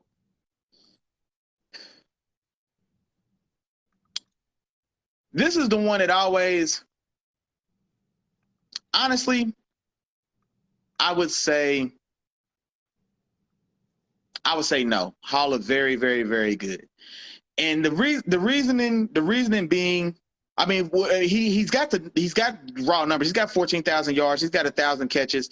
I don't know if he has 100 touchdowns, but if I think of now, this is me talking about like my kind of tighter standard of Hall of Fame, right? So the way the Hall of Fame is now, then yeah, he should be in the Hall of Fame, because like there's guys in there and his career was comparable, and also he was he won a Super Bowl, he was integral in an all-time great offense. So yeah, he should get in. But as far as if you're asking me for the way we've been talking, if our own personal way we would grade the Hall of Fame, then I would say no, because I think there's other guys. There's other guys that I would definitely put above him for sure. A guy like Andre Johnson, you know what I'm saying? Like Andre Johnson in the Hall of Fame, Torrey Holt can be in there, or not in my mind. You know what I'm saying? I don't know, but I would say no. And also, man, I don't want to discount how much playing across from Isaac Bruce may have had an effect on his numbers, especially those like first 3 years in St. Louis. And especially, like I said, with that offense being as special and as new and explosive as it was at the time, and like I said, playing across from Isaac Bruce, I mean that also I think helped give him a boost or a jump. Man, you know what, man? I don't know, man.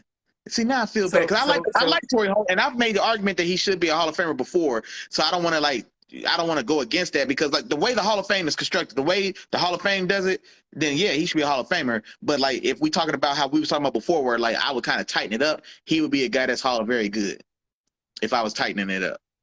Now, you know what? If I was tightening it up, I don't know if Andre Johnson gets in.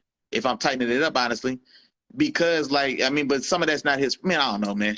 I don't know. So this is my opinion, right? Like I get it. Some players help out other players. You know what I'm saying? That's just the name of the game. But in certain instances, and you mentioned it with the Tampa Bay defense, and you mentioned some of the other great defenses throughout the episode.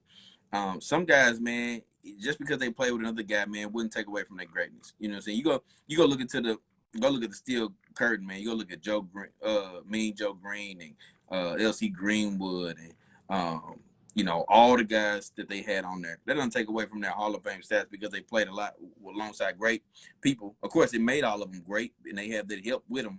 But at the same time, those girls, my bad. But those guys were special in their own way. You know what I'm saying? Jack Ham and all those guys, like those guys was legit. You know what I'm saying? And that's kind of how I feel about Rondé Barber. Yeah, they had a good defense. They had some good guys, but it was a reason why that defense was special. I think that was considered special. It's because they had a lot of special players. They had 4 specifically, that were all special in my opinion, with John, Derek, Warren, and Rondé. They were keys in their particular areas.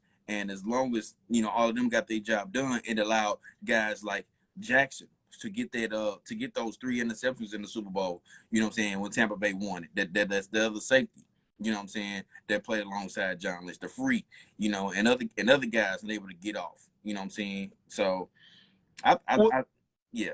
Go ahead. No, I'm sorry. No, I was going. My fault. Cause I was gonna say. So, Jared comment. He said he thought he had went ahead and got in. But he said he thinks he's definitely a yes. He thought he was already in. Now, here's the thing I would say though, Jared, because I'm thinking about the era in which he played. Would I say that Torrey Holt was a top 3 receiver for the '90s? And I don't think he was. I don't think he was. You got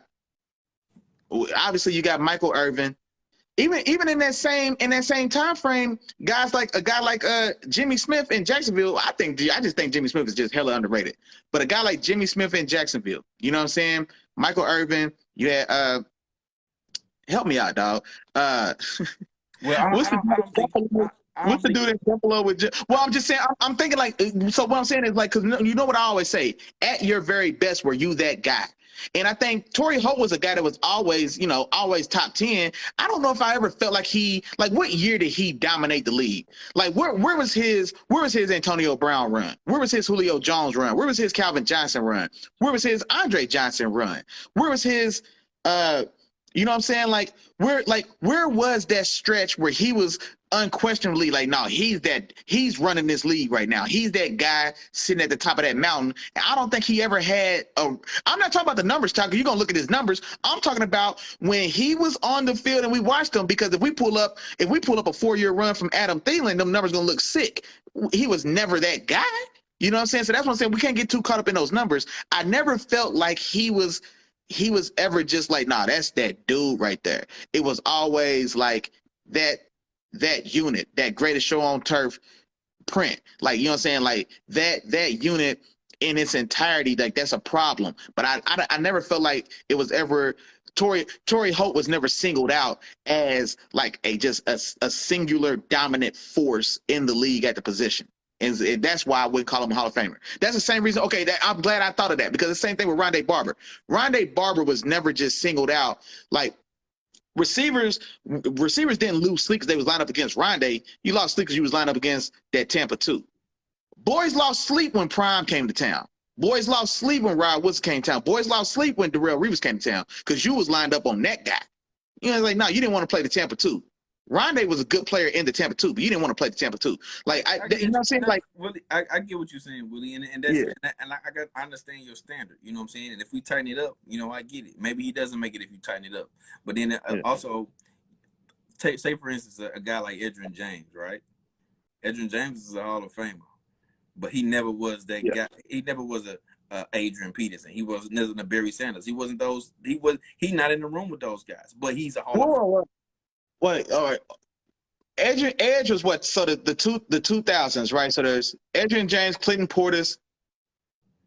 That's his class. Edgerrin James, Clinton Portis. LaDainian Thompson came in a few years after them, but he was like kind of he's in that mix. Priest Hall. Marshall Faulk.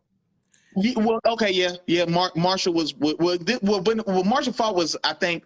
No, those first 3. Marshall Faulk only had 3 good years in the 90s, or in the 2000s. And so he was more so he was kind of caught in the middle. Like in mid 90s, early 2000s. But I don't consider Edge in the class of like Marshall Faulk, because Edge came in to replace Marshall Faulk. They ain't in the same class of running back. You know what I'm saying? So Edge was a top 5 back in his class. And no, dog, Edge had like, I want to say 2 super dominant years in the league, bro. He led the league in rushing as a rookie. Like when he came in and took Marshall Faulk's job, he led the league in rushing. He hit the ground running, came in from the U, you know what I'm saying, was a dog at the U, came into the league, led the league in rushing. Like, bro, Edge was solid. Edge was nice. Like, I think I'm not mad at Edge. I'm not mad at Edge being a Hall of Famer. I ain't gonna lie. I think he was a top. What I'm saying is, when you compare, Edge was a great guy. We both would say he's a Hall of Fame guy, right? But he never was that guy. And if you talk about the numbers and him leading the league in rushing in a couple years, if Torrey Holt did the same, bro. Like we never, because even during his time, Edgerrin James was always consistent. He was never looked at as like, oh man, he is that that special type guy. Like, nah, he was really, he was a great running back. Okay, okay, you're right. So okay, yeah. So if I'm I keep going back and forth which way we grade it. And I think that's where that comes in there, because I think Edgerrin James is good enough to be a Hall of Famer.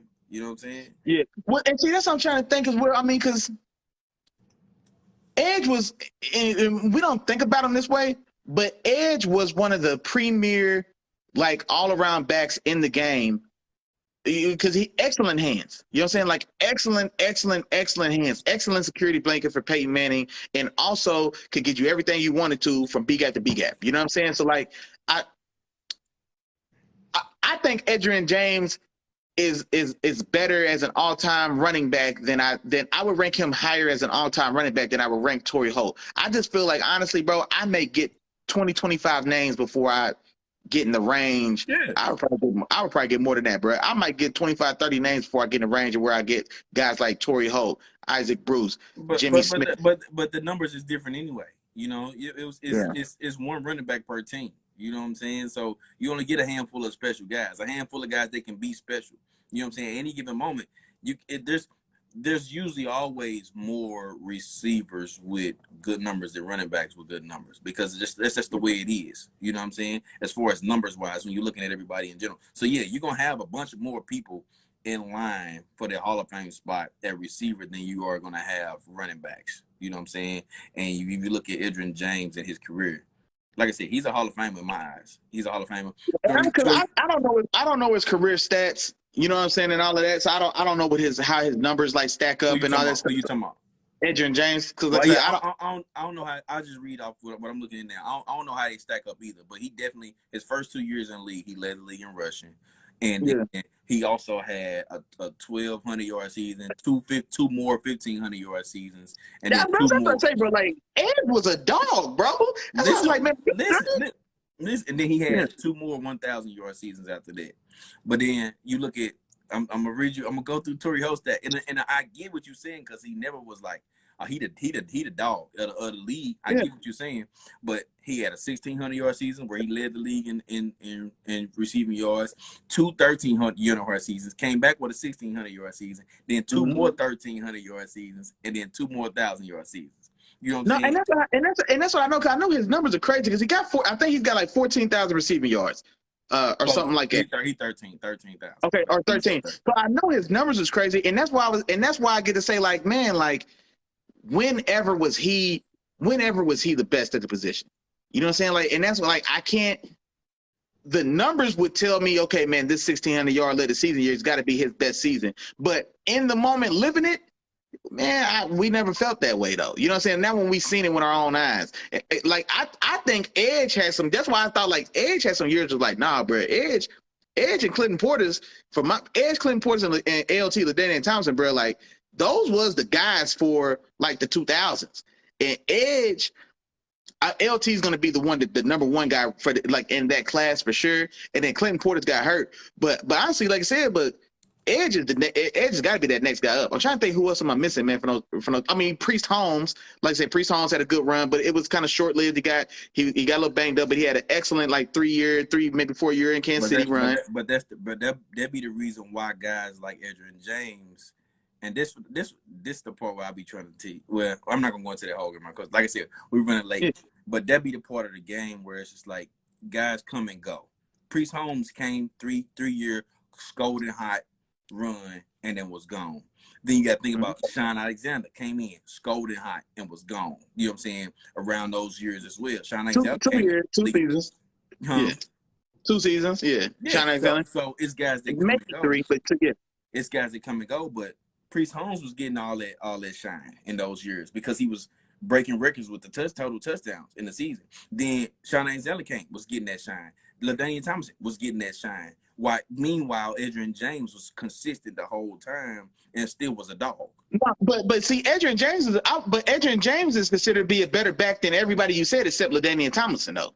So like he's still career rise. Like, yeah, but I'm saying, but Edge didn't never get like. I don't feel like Edge ever got like lost in that sauce. Like Edge was always still like a dog. You know what I'm saying? Like that's the thing. That's why I feel different. That's why I feel, and I hate to be disrespecting bro like that because I really do appreciate his game. But that's why when I say a guy like Frank Gore also played around that same time. Well, not exactly. He was a little bit after Edge, of course. But yeah, I think Frank Gore comes in like 2005. But he was also a guy like you're saying that. He's always there and he's always productive, but he was never for an extended period of time at the top, like a top guy or even like a top 3 guy. He was always behind that top group. You know what I'm saying? Like he was always in that next tier of like back. But Edge had a time where he was in that top tier. You know what I'm saying? Like those first like 4 years in the league, like bro, Edge came in and hit the ground running. Came in from the U with all that hype. We got to remember the U was Alabama.